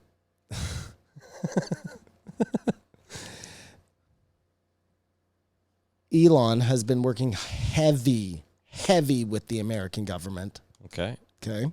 Really, like hand in hand. That's Trump. But he cannot come out and support Trump. I just don't think that's a good look for Elon. Do you agree? Kamar, you can agree if you want. Hold on, wait. You didn't. You wanted to say that one sentence. No, but you didn't want Kamar? because Kamar knows something that you don't know. Oh, unless yeah. you I was want to wondering, talk. What road are we going unless down you right want now? to talk about it now, anyway. No, I think we should do it for the post show. So then he has to keep quiet. But this is going to totally lead into that because Elon cannot come out and support Donald Trump. But something that's happened the past day has made it 24 so hours. he inadvertently totally supports Donald Trump. Not true. You support someone else. You're wrong, though, because that is a psyop to get votes to then give to Donald Trump. God. Let's do the movie game. Yeah, We'll wrap movie this up game, with some final fine, thoughts, and we'll get to. It's almost like it's a surprise party. Have it here. Let's go. What was the movie game? Patch Adams? The movie game is Patch Adams. Sorry. Joe said it was complete dog shit, and I thought that was a little harsh because it is a true story. You didn't let me finish, too. Jamie was quick to jump in. Hey, come on, Patch Adams. Man, Well, no, come on. Jamie was like, it's based on a true story. And Joe was like, oh, yeah, it's some fucking doctor that made kids happy. What a shit trash movie. I feel like that's one of those things that he might go back and say, "Oh, was that bad?" You know what's Anyway, crazy? It's the movie game. It's crazy that Joe had the cool. I don't have this. It's crazy that Joe had the poker face to just in the middle of a conversation be like, "Oh, this is Robin Williams." I'd fucking lose it. Good Morning Vietnam was a huge movie to me as a kid. I would he fucking said how it happened. Maybe he maybe was a little yeah. more excited than he said. We all remember how we want to remember. So it's a movie game where Floyd and Simon go head to head. Under a lot Patch of Adams, controversy, they gotta decide what movie came out, the budget, and the box office. Starring no cast. Well, we know Robin Williams was in it. Robin Williams, Daniel London, Philip Seymour Hoffman. Did not know that one. That's huge. Monica Potter, Francis Lee McCain. I thought that was someone else. Joseph Summer, Harold Good, Harvey Presnell, and Michael Jeter. But Philip Seymour Hoffman, he must have had a good performance in that movie that Joe just overlooked. When has he not had a good performance? Well, that's what I'm saying. I don't even remember that he was in the movie. He was so good. And I don't remember if I remember being dog shit. I remember it was maybe I was a 14-year-old kid. And, oh, no, I don't know how old I was because I don't remember when it came out. All right. So are you? Have you just written down the year? No, I've written everything. Oh, And my you're God. going Well- first this time. Well, I haven't written down my everything God, yet. it's I just wrote down the year. It's Christmas. We had everything explained to him backwards. yesterday. Well, because I this time I was like, I'm just going to write down the year and wait 1, for 2, Simon. 3, shoot. I've just begun thinking, you write as I talk because I'm done. I've just begun thinking that I'm a terrible storyteller, obviously, because I get zero reaction. Like where I think I'm going to get a huge reaction from you, I get nothing. No, but I think you're getting a huge reaction from someone at home in front of their computer. But why are you so jaded? Oh, let me I tell don't want to throw you off. I'm not jaded. Simon, let me tell you something. There's a lot of times where I tell a story where you actually laugh, and I'll look over at him, and that's how he looks. If that. I do that every story, I think. I really try to listen. No, you don't. No, but I mean, it's one thing if we're telling stories about ourselves. Like, I get that. Those can flop, for sure. But when I'm telling you that the American government is no longer going to use aliens to try and trick us, That's but not a use story. an That's not a story. asteroid, That's not a story. And I say, I expect you to look at me and go, Simon, No, I think you're full of fucking malarkey. I think you fall into sort of is like when and Tom that DeLonge came out, Elon and you'll is be right up. related to Werner von Braun, you should be like, pew, pew, pew, pew, pew. That's where you lost me. All right, I'm ready. That's how we started. Patch Adams. I believe it came out in 1997. That's what I said too, 1997. Sorry, boys, 1998. Oh, I was going to say 98. It's too bad. Yeah. December. It was a Christmas movie. It came out on the 25th. So we might have been able to give you 1999. Okay. I had 22.1 million and 46.2 million. And I said 14.5 million and 56 million. Wow, pretty close. I think you guys are gonna have to remember this. It cost $90 million to make. I'm sorry. Say that one more time. It cost what? $90 million. How much did Robin Williams make? Like 87 million on Dude, this were they movie? shipping in? Were they shipping in live whores and cocaine? I think they had to rent a hospital for a whole month. 90 million. 90. I am so confused by Okay, this hold on. movie game. Hold on. Let me just go out on a limb and say this thing could not have made money. Let's assume that it was actually cost 9 million to make, okay? Because I think he's wrong. That's what you thought. That's what you 9.6 thought. million. There's no way this movie made more than Go ahead, Kamar. $4. I think there's some CGI dream scenes that might have cost a lot of Kamar, money. can we get a... Box office, $202 million. Get the fuck out of here. 'cause Now I'm was walking out of this Walk out of here. podcast. It's I was over. honestly It's about to over. say someone got fired over this movie. It made 202 million. But that's double the money. Wow. It's not a huge return. But it was a Simon, the Christmas only movie. thing we were close on was the year. That was trash. I thought I was being so good and conservative, and then I should have just gone crazy as per usual. Honestly, when I said 22 million, I was like, okay, I think I'm being maybe a little bit generous here. And then you said 14, and I was like, oh, yeah. Wow, that's insane. $90 million. Does it say what any of that money was spent on? No, but it said it made $25 million in this first week. You know what is a movie Christmas they movie. reminded me of in this episode that I had forgotten about is I Spy. How good that movie was. Owen Wilson, Dude, the scene Eddie where Murphy. the scene where he's singing "Sexual Healing" so to good. Famke Jensen, and it's like Eddie Murphy in his ear, fucking hilarious. And I don't know how I feel about Joe shitting on Eddie Murphy for doing My Girl Likes to Party All the Time. Rick James produced it. What is he, nuts? It's a classic. It was like, if I was his friend, I would tell him not to do it.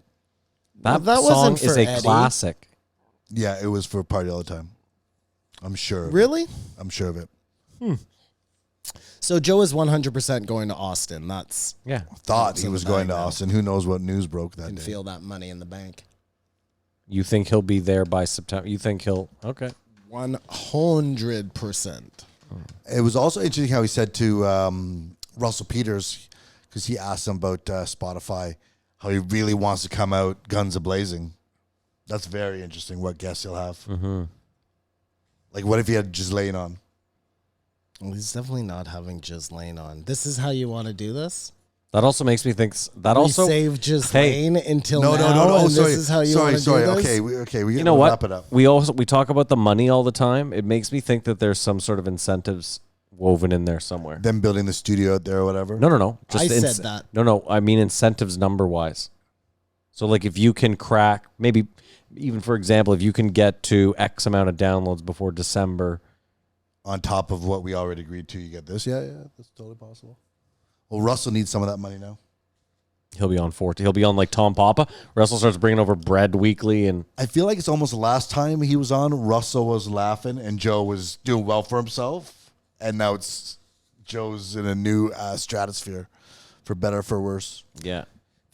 You can now do VR Alex Hanold free climbing. Oh, thank you. Jesus. I'd crack my head open on the living room table. Is that it then? Are we done? I mean, yeah, there was a... Yeah, Well, he was supposed to fight in the Jiu-Jitsu Masters. Oh, yeah, that was interesting. The fact that they call it Masters, or that he was fighting? No, I was just thinking that. That one's probably okay. I don't think that one Because has they were anything to do with masters in slavery. karate, you know what I mean? Masters of a martial Like art. Master Shifu or Master Splinter. Well, I guess that's the problem then. Do we stop calling, if you're incredible at something, do we stop calling you a master of it? Master class? Master class, I was thinking that. No, would but have a that's discussion. not, it doesn't come from that. Master comes from the Latin. I get it. already Maestro. did this. Maestro. understand it. So we don't have to end it. Maestro. I was wondering if Maestro's got to go. And then Golden Child, good movie too. Golden I Child. want You the don't knife. remember that one? No, that's just before your time, but it's a Eddie Murphy has to classic. rescue this little like Tibetan Buddhist or a Buddha. I think it's like the Dalai Lama child. Oh man, I wish we had done that for a movie game. Yeah. That's a class. Well, you had a lot of options in this one. No, I knew I was doing Patch Adams. Mm-hmm. The second Joe shot on it, and I realized, well, hey, that's a shoe story. Beverly Hill Cop was one of, I had the Betamax, and I used to watch that thing like twice a day. I fucking loved that movie. I'm just burning, doing the neutron. But is that the kind of police officer that needs to be defunded? Woo. No, he's black. That's the kind of cop you want. They were talking about fights for a little bit, and they're like, oh, that Burns fight is going to be amazing. Not so much. He has COVID, and so do his two corner people. So that was just interesting how, Gilbert Burns is out? yeah. What? I'm pretty sure. There's ample fight talk in this. Double check that for me, Matt, now that I Yeah. shouldn't be Can't throwing just be that throwing around. shit Yep, out into yep, the fucking... Yep. And Russell got up to 240. Quite the fat bastard. I don't think he's short. I think he might be 6 feet I think tall. 240 is pretty big for Russell. I think that's pretty big for anybody, except for maybe Brendan Schaub. They were both huge Schultz fans. It was like a Schultz fucking coming out party. Everyone's loving Yeah. Schultz. PTSD, pussy traumatic sex disorder. Yeah, he sounded like he was struggling on this episode. What do you think about that? It's a cute name he made up. Yeah, I don't know. I think going through bad relationships would leave you with PTSD for sure. Worst podcast name ever. Oh my God, It's owned Simon. by Brian Callen. Simon, Oh, mixed martial arts. Mental arts. Mental arts. Ah, that's why it's stupid. 14 minutes ago, Jorge Masvidal replaces Gilbert Burns. Get the fuck out of here. Wow, breaking news. That's huge. But You so I all was know about right it. about Gilbert. You were Burns, right, yeah. but that's fucking insane. That means that Fight Island is going to be... Dude, that's huge. Ric so Flair in the house. in this episode, they bring up Jeff Ross and don't talk about the allegations. Oh, so you're dropping little hints on me now is what you're doing? Huh? What? And don't talk about the No, allegations? I'm saying, and they don't talk about the allegations. Why are there allegations against Jeff Ross Yeah. now, too? Oh, He hasn't mentioned Right away, D'Elia. there were. Yeah, he hasn't mentioned D'Elia. You're So right. I think it's just a silence on the topic. And like I said, I think Jeff Ross did say he was taking legal action, Oh, yeah? like Justin Bieber. Okay. did. But Okay, fair as I enough. said, I think Chris D'Elia is a nothing burger. And then he decided to sell his mushrooms. He is selling mushrooms. What's COO or he's CCOO? He's COO. That means he's the chief operating officer Yeah. CCO or CCO. of a microdose company. out of Amsterdam. Who thinks that the stocks are fine and the caps are illegal? No, other way around. Oh yeah. Stocks are fine No, I because was they're gonna the say truffle. that's- Yeah. yeah. Do you think it was weird when Joe told him, how'd you do DMT? He goes, I freebased it. That sounded really raw and rotten, eh? Mm-hmm. Rather than just saying you smoking the pipe. freebase anything is, yeah. But I think I'm now going to that start saying that when I smoke my bong. I freebase that weed today. Water freebase. Russell was he couldn't even get that iron neck thing. He needed one to be given to him. Like maybe he really is hurting. Obviously, that's all I got out of this whole episode. Somewhat of his own device, I'm sure. Yeah, and that's pretty much it. Yeah, I hope the best for him. bullet points for the last part. Oh, That's good. he should have given way more love to Kenny Robinson, who runs the Nubian Night. Remember he's talking about the crazy sold out in Toronto? show? Yeah, that still goes on, sold out every month. And I've always that's been my problem with Russell. He big ups The people big ahead of guys. him bigger than him, and not the people that he came up with. I find there's a lots of names he could drop that would be just people. That's always been my qualm with him. But this sounds like him and his dick has got himself in some serious doo doo. As your dick will tend to get you in. Is that it then? Can we rate this episode? Yep. You want, or do we not do that? We'll just skip rating Russell. no. Let's rate it. We'll start with you, Simone. I give this episode like a 2.5. You were like a New York taxi driver there. Yeah. I give this episode like a, I don't know, a 2.5. I give this a 4 because I like to sort of see Russell down on his luck. Wow, what a piece of work. Wow. Highlight of the week. Real dick. That is a low blow. Unreal. I'll give it a 3. I don't know. I didn't mind it. Slightly better than average, I guess. That's it. That's it. Oh, yeah. Bring that in. Got through another one. There we go. Thank you guys so much for listening or watching, whichever. If you want to contact us, you can do so at jreepodcast@gmail.com. You can follow us on Twitter and Instagram. It's jreepodcast. You can follow Kamar on Instagram.